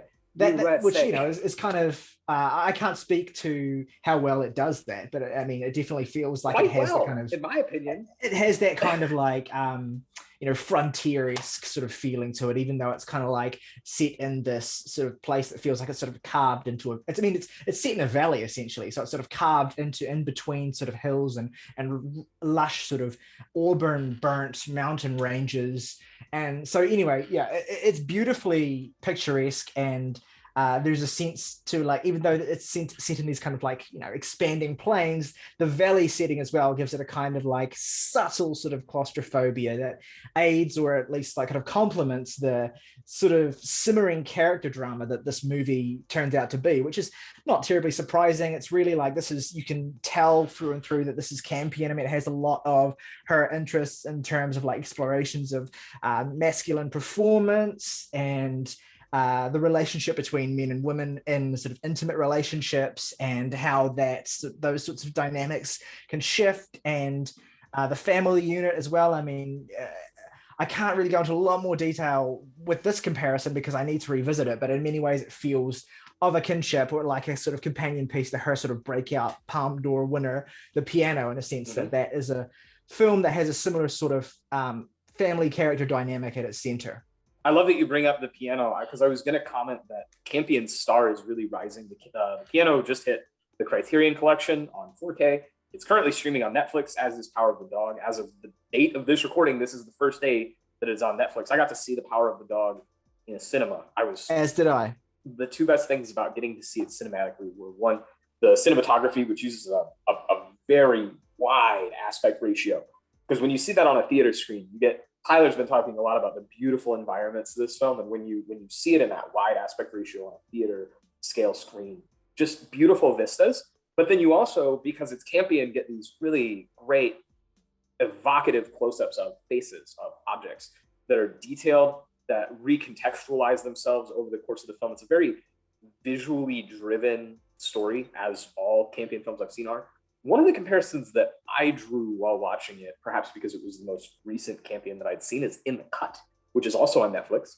In the Cut is a 2000s Meg Ryan, it's set in New York City, murder mystery, Mark Ruffalo, and it's another kind of gender exploration with a really unique formal style that, in my opinion, relates to some of what is going on in Power of the Dog, because this is a neo-Western, a revisionist Western, and it's, as Tyler has said, it's made in New Zealand by a New Zealand filmmaker, but it's about America. It's set in America. It's about perhaps the most quintessential American genre, in my opinion, because it's about the frontier, which is what kind of the spirit of America is historically and all that kind of thing. And to have a storyteller like this, who is so interested in gender norms, in sexuality, in really getting deep into the weeds of character psychology, working in this genre, tantalizing. Reminds me a lot of Reichardt, naturally, because Reichardt just has owned Westerns for the last 15 years. It's a natural comparison, and maybe worth mentioning at this point that First Cow is probably a top 3 film of the last 10 years for me. So yeah. These are the takes, people. Yeah. It's a film that I can't get enough of myself. I'll probably watch it 50 more times.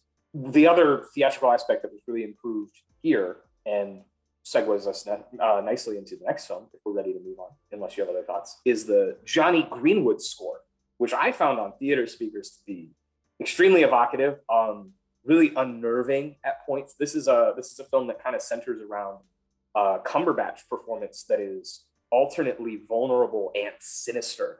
And the music really captivatingly renders those different moods very, very beautifully, in my opinion. Absolutely. I think enough plaudits can't really be thrown Cumberbatch's way. I think his performance is stellar. Career best, in my opinion. I know that we both are two people who don't happen to be kind of particularly huge on him, generally speaking. So, I mean, it means even more then from us to say what a strong and stellar performance it is.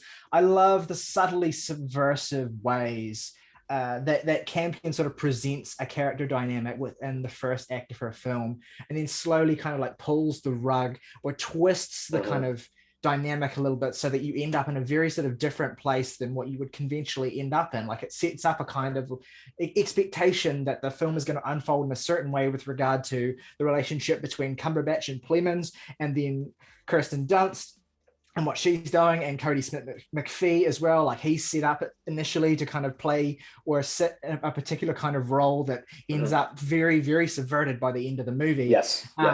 And so I think it probes this idea that maybe the way that you see the first hour of the film is due to some degree of cognitive bias, and even a degree of what's the word, like discrimination, like prejudicial discrimination. Absolutely. And that's I don't want to say any more about that, but I think that if it's a film that if you saw it twice, I think that you would see the Plemons character entirely differently the second time. I think that you would see the Cody Smith-McPhee character entirely differently. I don't want to spoil anything either, but I found it quite meaningful the way in which certain characters begin to have a greater presence as the film goes on, and other characters begin to have a lesser presence as the film goes on. And again, like as I've sort of alluded to, relationship dynamics change in very fascinating ways that I personally found incredibly satisfying and earned.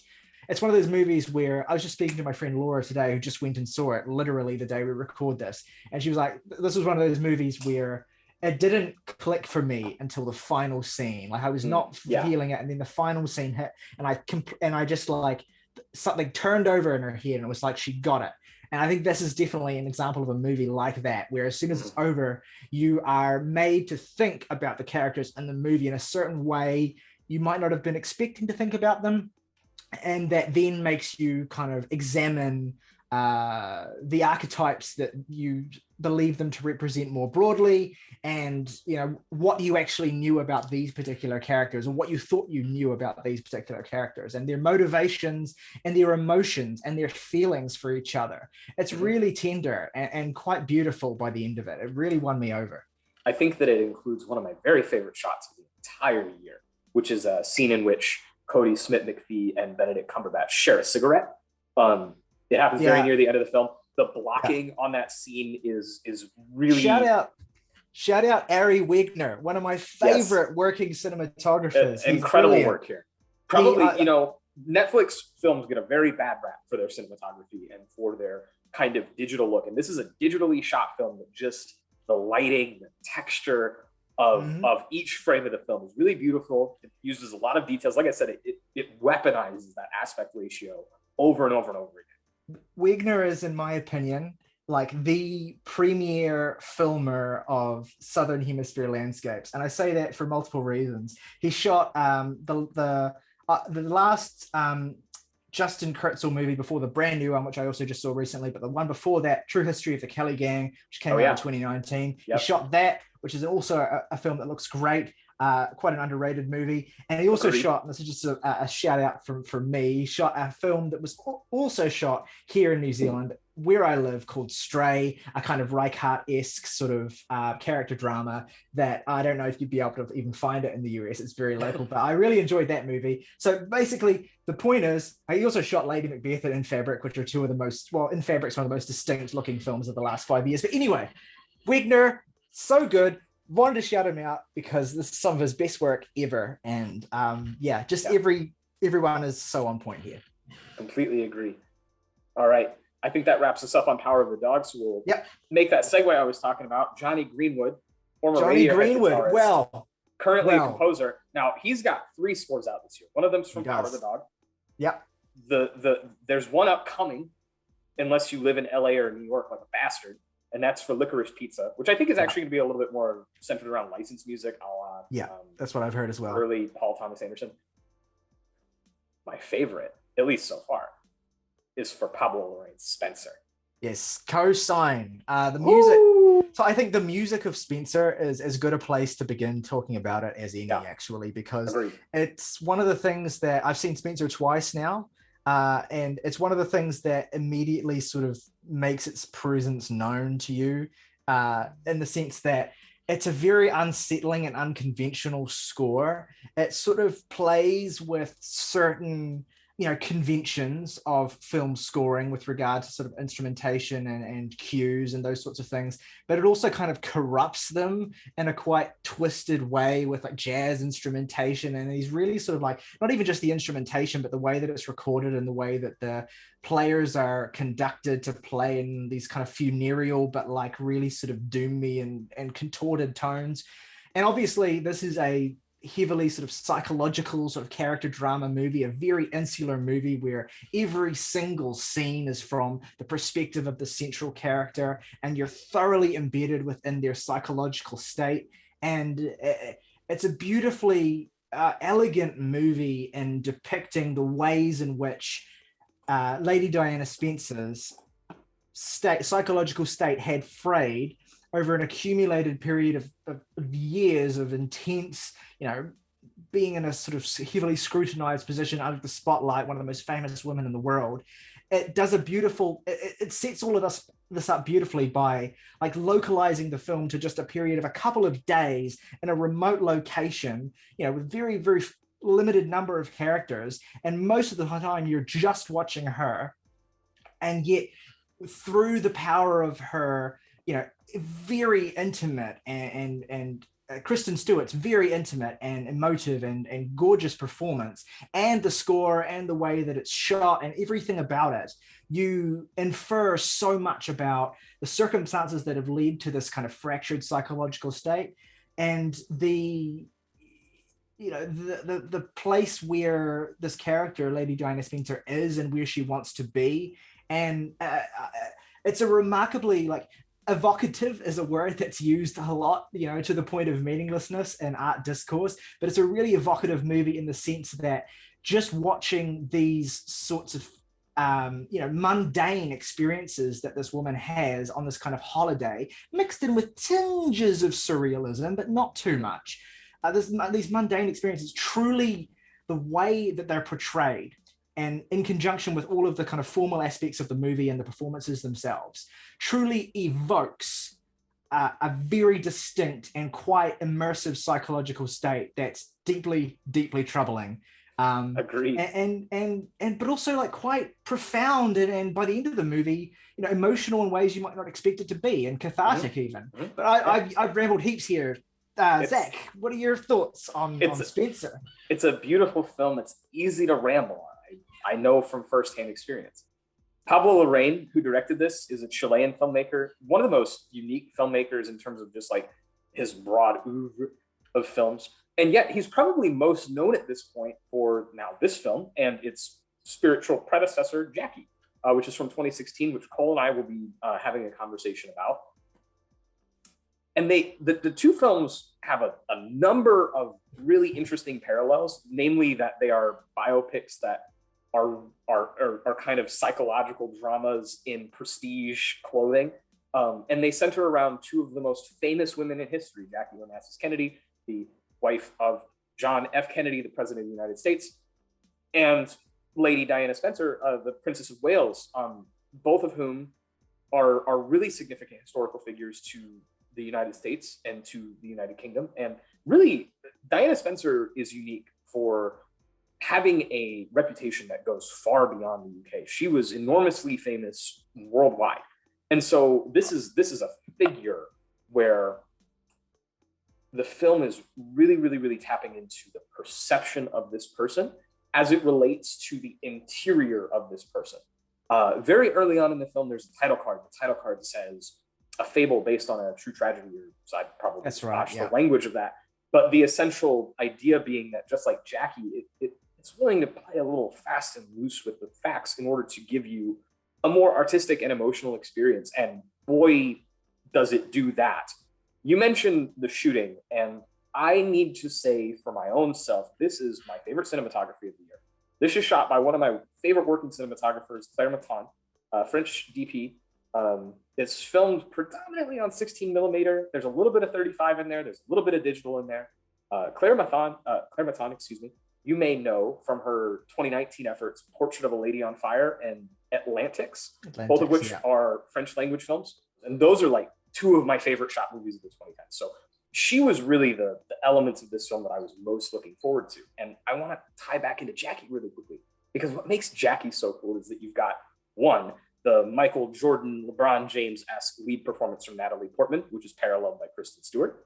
You have the Michael Jordan, LeBron-esque performance by Michael Levi, which is replicated here by Johnny Greenwood. And then you've got Matt Libatique, which is another one of my favorite current working cinematographers, mostly known for his collaborations with Darren Aronofsky. And now we've got Claire Maton.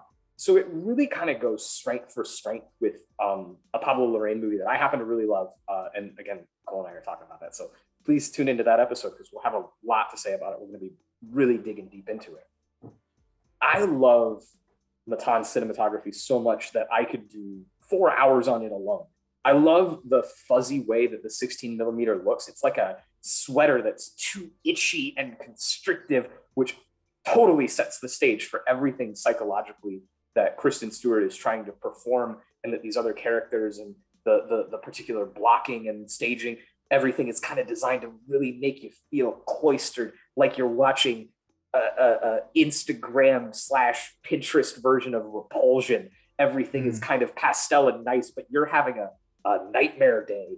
And that's the Greenwood score brings a lot of that out. Naturally, the Stewart performance brings a lot of that out. The surrealistic elements that you talked about bring a lot of that out. Yeah. The cinematography also reminds me quite a bit of The Favorite, a movie that reminds me quite a bit of The Shining. Lots of tracking shots, lots of room-wide pans, that kind of merry and bad, welcome to the fucking psychological meat grinder hotel, where every single room has someone listening to you or someone watching you. Yeah, this is one of my favorite aspects of the movie. Like right from the start, when you're like seeing the sort of kitchen staff arriving, and you have that kind of omnipresent sign in the kitchen where it's like, "Don't make any noise; they can hear you," which is like a little on the nose, but just enough to kind of like be genuine. It's a campy movie. Let's be very clear. Totally. Stewart's performance, which is well celebrated at this point, and I think that she's the favorite to win the Best Actress Oscar currently, right now. She would be deserving, in my opinion. She's certainly going to get a nomination, in my opinion.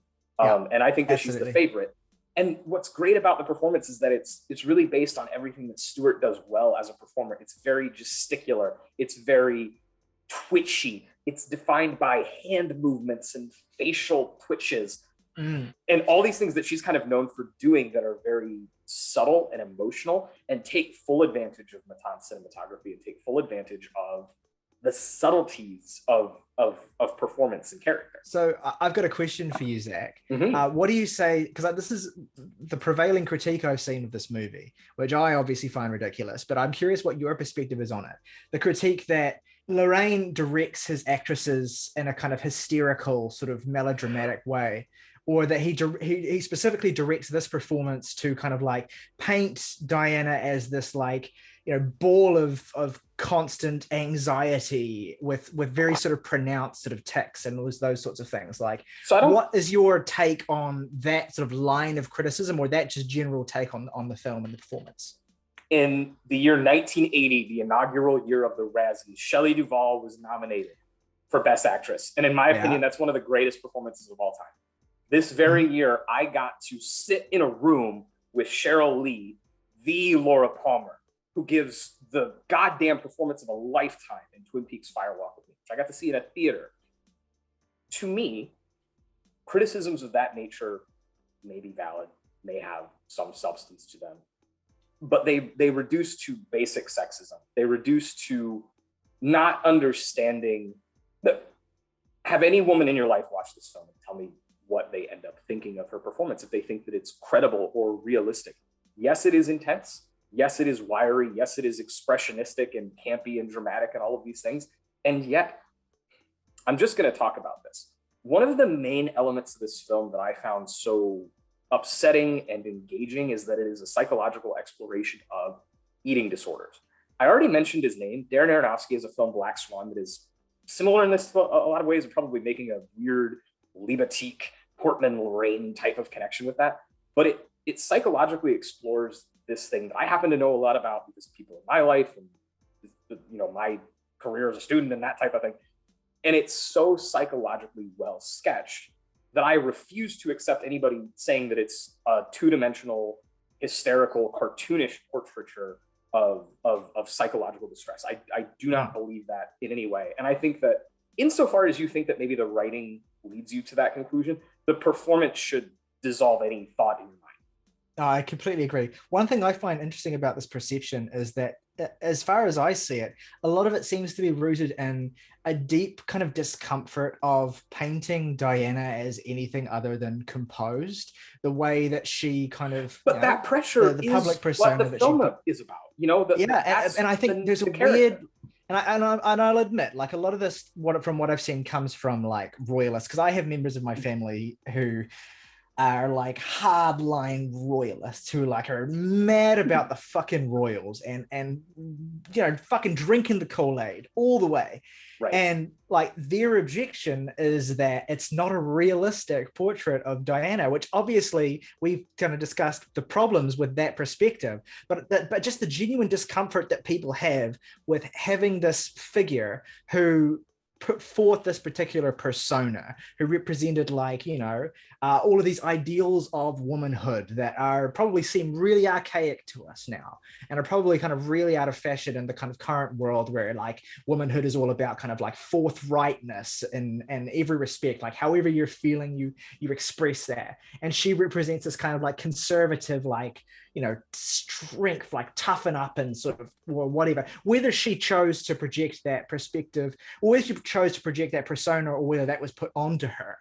And it's interesting to me, I don't necessarily have a thesis with this, but I do find it just fascinating the ways in which this movie makes certain people who have sort of certain perceptions or certain like ideals of this particular character or who she represents or womanhood in general uncomfortable. And I see that to me it's revealing of a wider discomfort with any kind of, with a portrayal of womanhood or a performance of womanhood that isn't very conventional or very like restricted to a certain form. And it's a little bit turfy as well, and it speaks to a lot of what's going on in the British culture in the current moment, right? This kind of friction between the new generation of sort of free expression of self-identification and these kind of archaic sort of but incredibly stubborn like historical like artifacts of British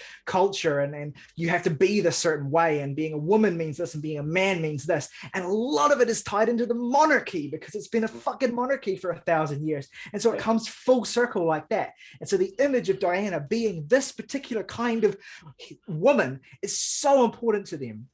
And this movie, like, so fundamentally and the core level completely strips all of that away, which is why I think it's so important. Like I don't like to grandiosely label films or like performances as things like important culturally or whatever, but I do generally think that in as much as something can be that, this is, and that's why I want to see it. I want to see it acknowledged. I want to see it rewarded. I want to see all these kinds of things. I want to see this kind of reaction. I want to see people. I like that people are getting mad about this. I like that people are engaging with this. I like that this is animating people because it reveals a lot. And in terms of film as a cultural force, like this movie to me has the potential to do, and is in some ways doing, everything that film in this manner should do. It is forcing these kinds of conversations to be had, is revealing these kinds of psychological realities and perceptions, and it's doing that while itself being a phenomenally attuned and beautiful and respectful, but also like unafraid to be ugly, sort of real picture of disarray, and it humanizes Diana in a way that I've never seen her humanized before. And it's so powerful and so important. And I love that, like, you get inside of her head, because like I like the way that so much remains off screen for a lot of this movie. Like as the movie starts, and then when Diana kind of comes into the fore, and then she sort of arrives at the palace, like for so much of it, the royals are kind of not there. They're kind of in the next room, or they're, You having feel sandwich. them. You feel their presence in every scene, even And though their you absence- rarely see them. And that absence and the You see relation the help between a lot, that. Yeah, right? yeah, exactly. Who Their feel like an absence- extension of. Yes, I mean the film like starts, and I think it doesn't end with them, but like it starts with them.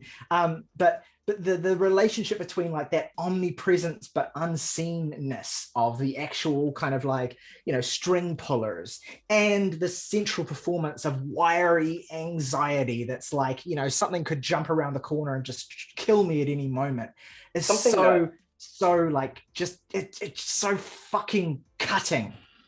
Something I think both this film and Jackie do a great job of exploring the idea that being Princess Diana and being Jackie Kennedy is a job just like any other job, except that their uniform is their face, is their womanly appearance. And therefore, it's exploring these differences in identity and how complex it can be to try to reconcile exterior identity, interior identity, and the layers of exterior identity. Because who are you for the camera? Who are you for the queen? Who are you for the butler? Who are you for the cook? Who are you for XYZ? And who are you for your children? And what does it mean that they will eventually be subjected to all these different types of things? One of the best performances of this movie, which I think we need to touch on before we leave, is from Sally Hawkins, who I think low-key MVP. Obviously, Kristen Stewart, it's her film. She's brilliant. It's a brilliant supporting Sally performance. Hawkins breathes this light of humanity. I know that you're an enormous fan of Sally Hawkins overall, and that you think that she's incredibly talented. I agree with you. Mike Lee stands rise up. But she just gives this really thoughtful performance, and I don't know that it's got the scale to get Oscar plaudits or BAFTA plaudits or whatever. But I would love to see her get some run, because her presence in this film means exactly to me what it does to Diana, which is really refreshing in this movie that kind of really emotionally and just intense, oppressive type of film. She's this ray of sunshine and fresh air in the midst of it that I think is really powerful. Really nice evolution of the Gerwig character in Jackie, who kind of performs the same role. But do you have any other thoughts? Well, just on the note of Hawkins, like and again, I'm conscious that we're making an effort not to spoil these movies anyway for people who haven't seen them. But there is a scene between, and obviously, if anyone who's seen the movie will immediately know what I'm talking about. There's a scene between the two of them. There's a scene between the two of them at the end of the movie, and it's incredibly emotionally powerful, and not just like in the surface way of like, like gay rights or whatever. Okay, that's kind of spoiling it a bit, but it's also powerful in the sense of like, it represents a moment where Diana receives something from someone that you can tell she hasn't received from someone in a genuine way. Love with no need of reciprocity, expectation, delivering on a standard, which is what so much of the film is about.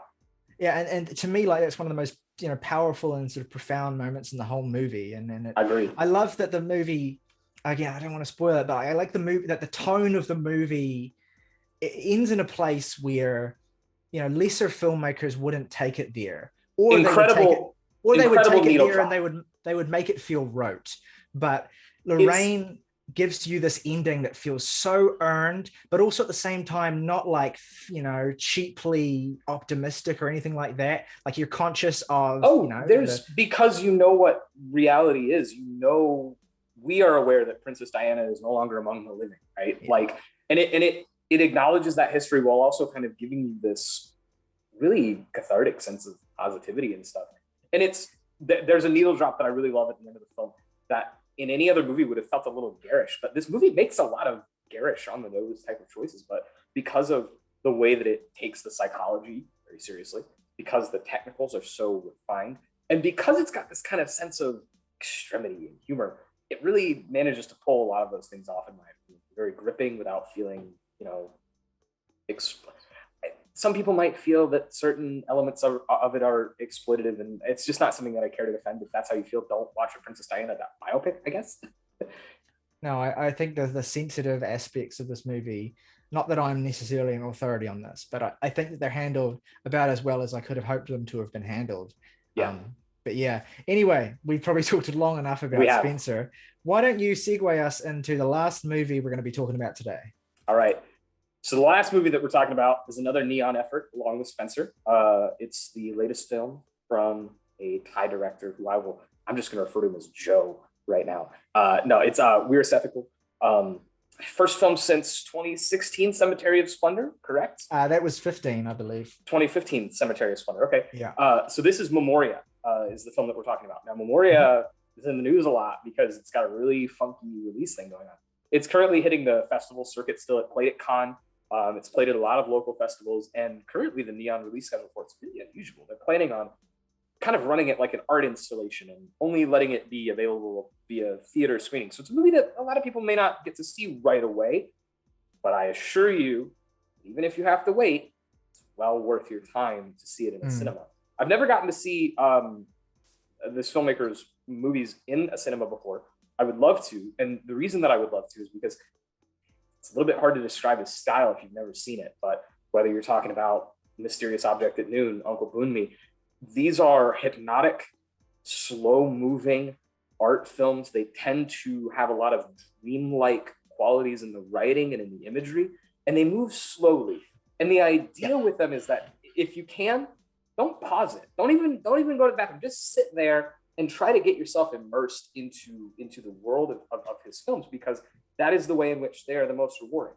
This film, Memoria, has a lot of technical elements visually and orally that are designed to make it the most immersive experience possible. Tyler, I can tell you're eager because I know that you saw this in a cinema. You have thoughts and like you're just scared you'll lose them. I do. Tell me all about it, man.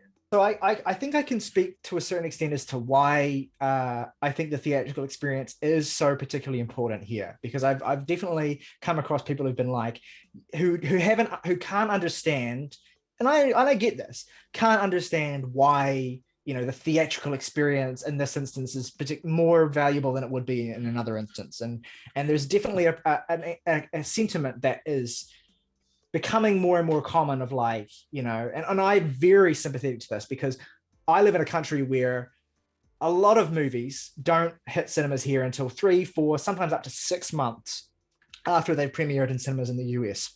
So I'm very much like sympathetic to, and I've experienced the frustration of like, well, I'm not going to fucking wait if it's on the internet now. Like, you know what I mean? I'll go and see it if it's something that I think, if I value, if I want to go and see it in the cinema, I will. But so I get that feeling. But the thing with Memoria is you have to see it in the cinema. And I'm not saying that in a sense that if you haven't seen it in the cinema, you've watched at home, then your experience is invalid. I'm not saying that at all. I know, Zach, that's what your experience has been. I was very fortunate to get to see this in a cinema, and I don't take that privilege lightly. I just very, very lucky. And if I hadn't, I would have watched the leak like everyone else who has. And, I don't begrudge anyone who doesn't have the opportunity or hasn't got yet the opportunity to have that experience and is choosing to see it another way. But the reason why you have to see this in a cinema, the reason why it's so important to see a very ethical film in a cinema, and this is the first one I've seen in the cinema too, I'll freely admit, is that his films fundamentally are about a relationship between the real sort of perceived world, the external world, the real perceived world, and the sort of subterranean, the world that is unseen, the world of spirits, the world of forces, the world that is kind of like existing in parallel or on top of the world that we can see. If I may like interject, this additional plane that we can't perceive. Yeah. If I may interject, it's the concept is that of liminality, the space between spaces, particularly liminality. Often when you see it in internet terms, it's like you see a building that's normally holding a lot of people and you'll see it empty. It's in this transitory state, like a hotel room is something that is liminal because people stay in it, but it's always temporary. And so there's just a lot of points when it's designed for humans, but there are no humans in it. And Weird Ethical really draws out the mood and the imagery of a lot of environments like this. For example, in Memoria, there's a scene where Swinton walks around this sort of underground area where there's kind of like a glass cube that is like a column of air and there's like dirt on the bottom. And she's sort of walking through this basement. And it's something that happens without a great degree of context, but I think it perfectly speaks to where you were talking about. So liminality is a concept that he works with a lot. And liminality can also describe the kind of the space between the physical world and the spiritual world, which I think is hugely relevant here. Yeah, and so the reason I bring it up in the context of the theatrical experience is that, and I don't know if this is going to make any sense. I'm going to try and make it make sense.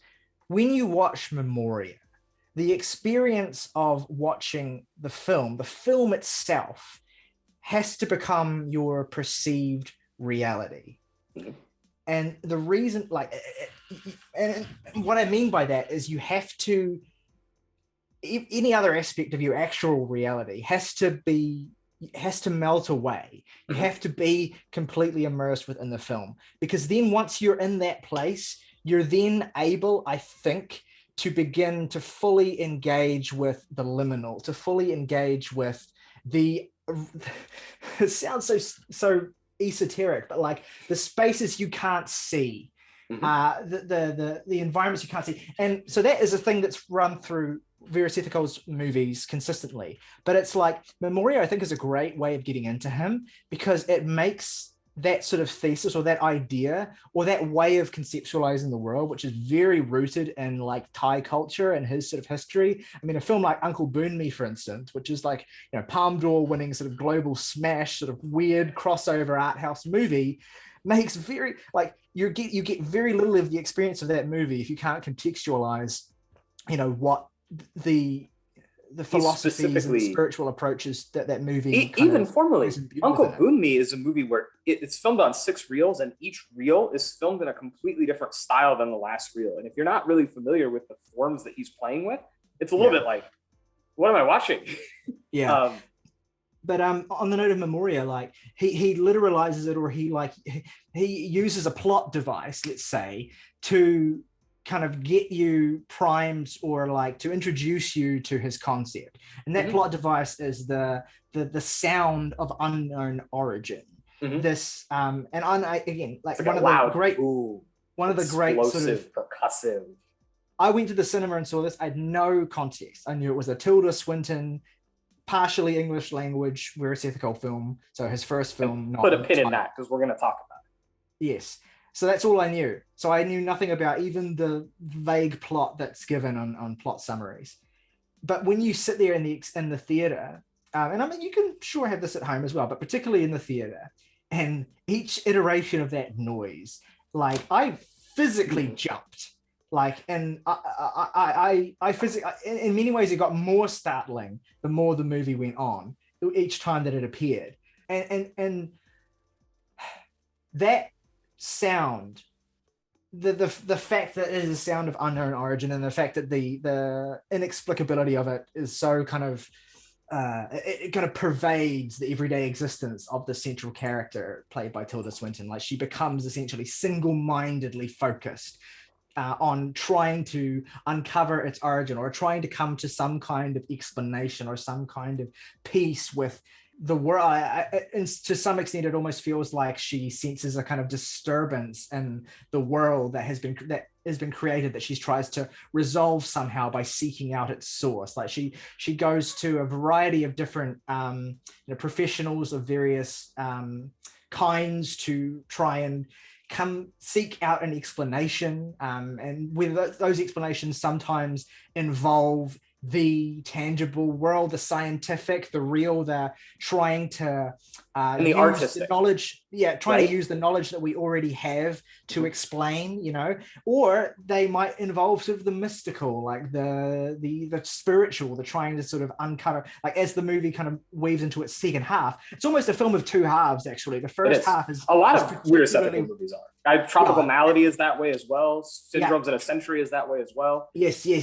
Very good, astute point. And so the first half is like the most sort of tethered to the tangible world, I guess, in a certain sense, or like and the I'd most like to, sort of go for it. I apologize. No, sorry. I just want to talk very quickly about a scene that is in the first half, because it was the scene that, to me, really, you were talking about during Power of the Dog, how you had a friend who it was that last shot for them, and the scene where Tilda Swinton visits Hernan 1, I'll let that be vague, Yeah. at the sound recording studio. he actually gives a little bit of dialogue that speaks to what you're talking about in the cinema. He literally talks about how sound is different whether you're listening to it in headphones, Yes, on monitors, or in a theater. He talks literally about how bass. it's a great sort of meta moment, right? Yes, it has significance in that context, but it's also like hilarious. Like the moment that happened, I was like, it was like Joe was so obviously cheeky. Like, yeah, and it made me realize, I was like, well, I obviously already wanted to see this in a cinema, but I hear you, and I will see it as soon as I can in that format. There are two things that I want to talk about additionally. In this scene, what is happening is Tilda Swinton, English woman, is trying to explain a sound of unknown origin to a native Spanish speaker who speaks fluent, but a little bit of English. And I just imagine what that's like. And to me, you sort of have some of what the film is talking about, that lost in translation feeling. This is a Thai director making a film in Colombia that is predominantly in English, but has a lot of Spanish in it. And a lot of it has to do with those kind of cross-cultural limitations and trying to, as we've already talked about with this director's films, a lot of his work deals with Thai culture and things that if you don't have context, they can be a little confusing. And so the metatextual elements of listening on headphones, listening to a speaker, also kind of to me becomes the metatextual elements of Tilda Swinton looking for this sound of unknown origin. To me, feels like white audience, hi, me, looking for the resolute meaning of any given one of these films, and kind of coming to the understanding that there may be an explanation, but in all likelihood, that's not the value of the film. When I think of Syndromes in a Century, for instance, I have a very clear idea of what I think that film is about, but you know what it's really about is a scene where a dental hygienist is cleaning teeth and singing a song. That's what that film is about. It's about moments. It's about memories. It's about these sort of ephemeral and fleeting sensory experiences that we have here on Earth, and the way that all of those build into a collective human experience, which is profound, obviously, especially once you've seen, to me, a lot of Weird Sceptical's films kind of fit together because they feel singular, because it doesn't feel like any director quite does what he does, and they all kind of share a philosophy, and they all kind of share a pace, and they all kind of share an aesthetic. And so they kind of build to this larger philosophical worldview, which of course he's always pumping into his films. Lots of things about the relationships between humanity and nature, between the development of technology and the destruction of the earth, between the mysticism of the old and the logic of the new and the modern, all of which run deeply throughout this film. It's a movie that, even though it's slow, it's always giving you something to experience, to chew on, to think about, and to sense. It's a very auditory movie. When I did watch this movie, I did watch it on my television, but I watched it in Bluetooth headphones. And if you happen to not be able to see it in a theater, I highly recommend getting the headphone experience, because the sound mix of this film is insanely great. It's always kind of making these kind of noises. And of course, the sound of unknown origin and a number of other moments in the sound mix make it really relevant. There's a scene very early on, for example, where car alarms are going off. Oh man, nearly sounds musical. You can't. So it's funny you say that, because like in the cinema, that was like, it's abrasive as hell. It was ear scraping, and it was like so like. And the sound of this film, I mean, I could fucking talk for days about how this film sounds. There's this not constant, but there's almost an omnipresent, like earthy kind of drone that's very, very white low noise, textural type of and like baseline. When you see it in the cinema, it's like you can't even hear it, but you can feel in your stomach, like it's like a shepherd tone almost, like in the sense that it has it's an auditory experience that has a physiological effect that may not even be conscious to you. And then there's of course the noise itself, which is, I mean, like with Swinton, you begin to, you know, as you're watching the film, and I think its slowness is a kind of a part that an aspect of it that is conducive to this, is that you start to replay it in your head yourself as you're sitting there. You're thinking about the beginning of the scene in the middle of the scene. You're like, wait, where did this start again? How did we get here again? Yeah. A lot of this film's structure is a scene that will just start without context. And even though it's fairly tractable what's happening, there's always this jarring sense of transition whenever you end up in a new scene. You're like, how did we get here? And so, as you say, the scenes are kind of protracted and they'll go on for minutes and minutes and minutes. And I found myself thinking there's a conversation early on where Swinton is translating Spanish poetry into English, and they have an orchid on the table, and there's like all this background chatter that makes it really difficult to like pick up on the Spanish accented English dialogue. And it really is kind of like making you kind of work to parse through the noise and the sounds. And that might sound unappealing, but I assure you that it's very serene and it brings you into the experience in a way that's very detailed and thoughtful and purposeful. It's not simply noise for the sake of being chaotic, but instead it creates an entire sensory experience that I fundamentally believe would be amplified a ton by theatrical screening. So I understand the philosophy, even though I am myself a little frustrated by the release plan, I must say. Just put the fucker on Blu-ray. Let me buy it, you bastards. Yeah.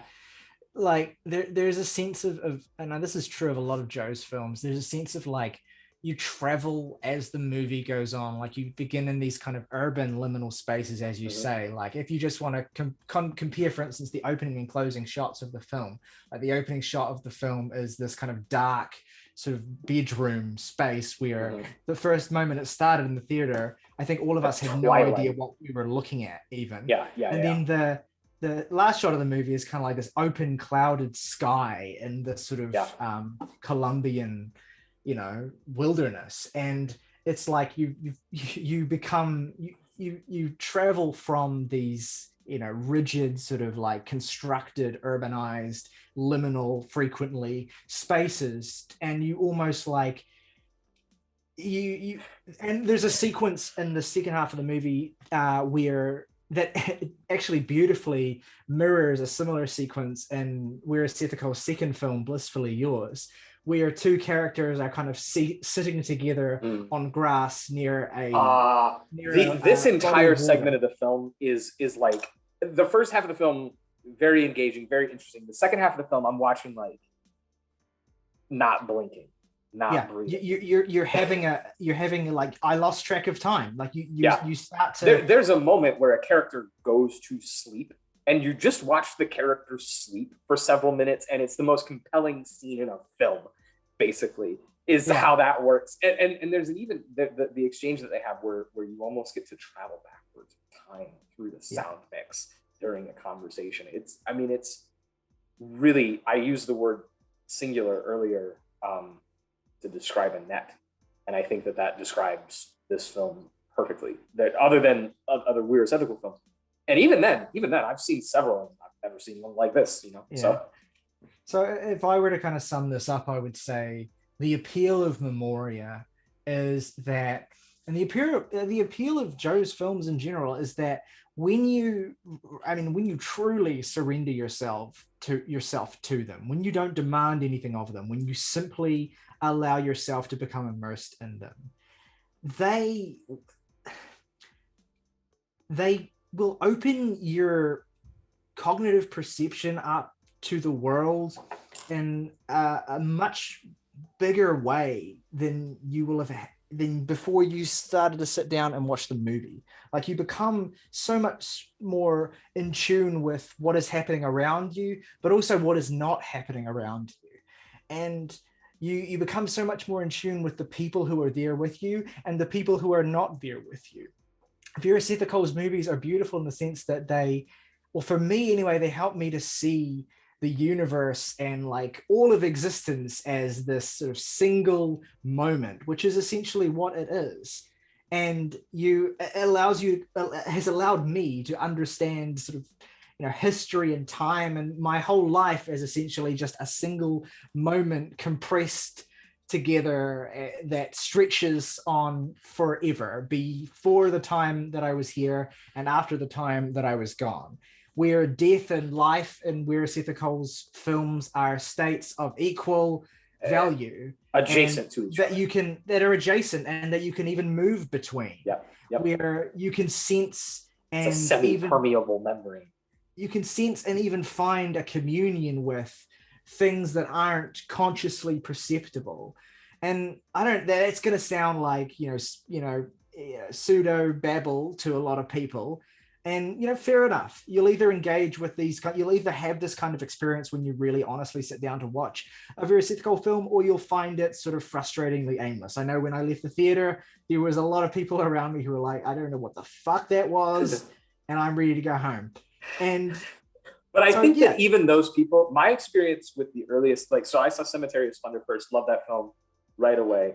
Almost every one of these films that I've seen has been better the third week after I saw it than it was the minute after I finished it.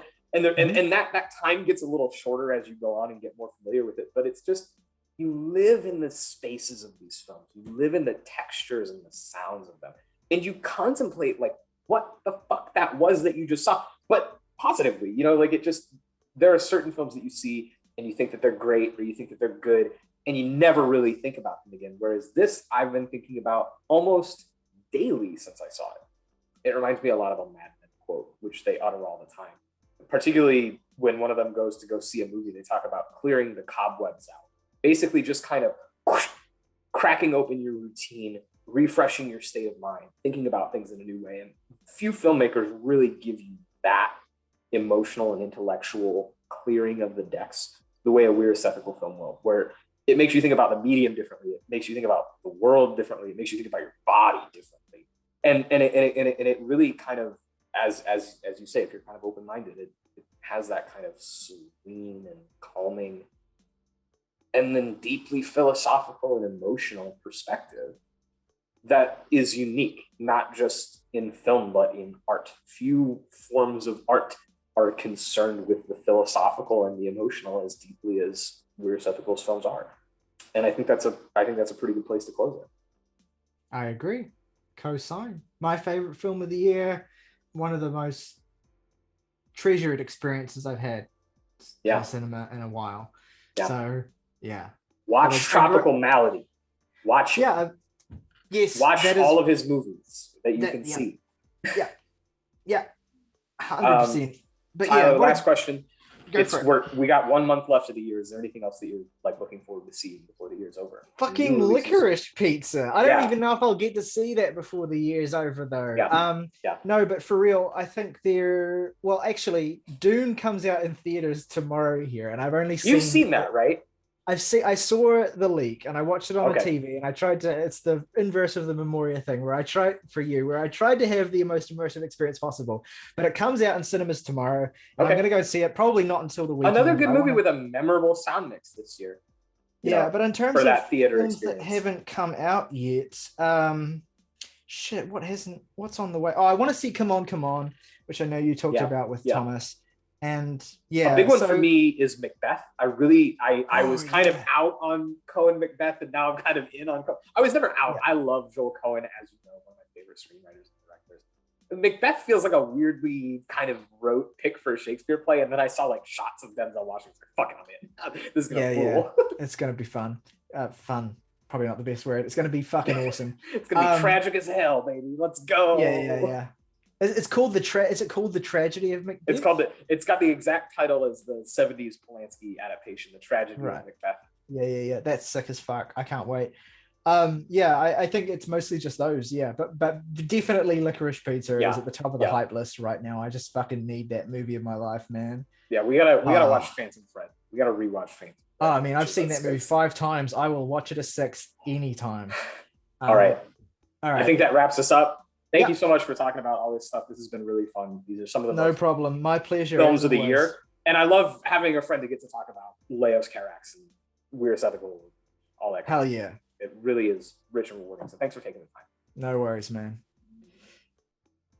So that was our year-end video, our must-watch 2021 films. Please do take some time to check out the channel's other year-end videos, including the best and worst albums of the year and the best and worst songs of the year. Stay tuned for more film content. We've got a conversation coming up with our friend Cole on Pablo Larraín's Jackie, which was really fun to record, and I hope you guys stay tuned for that. Rock over London, rock on Chicago. It's Shake and Bake, and I helped.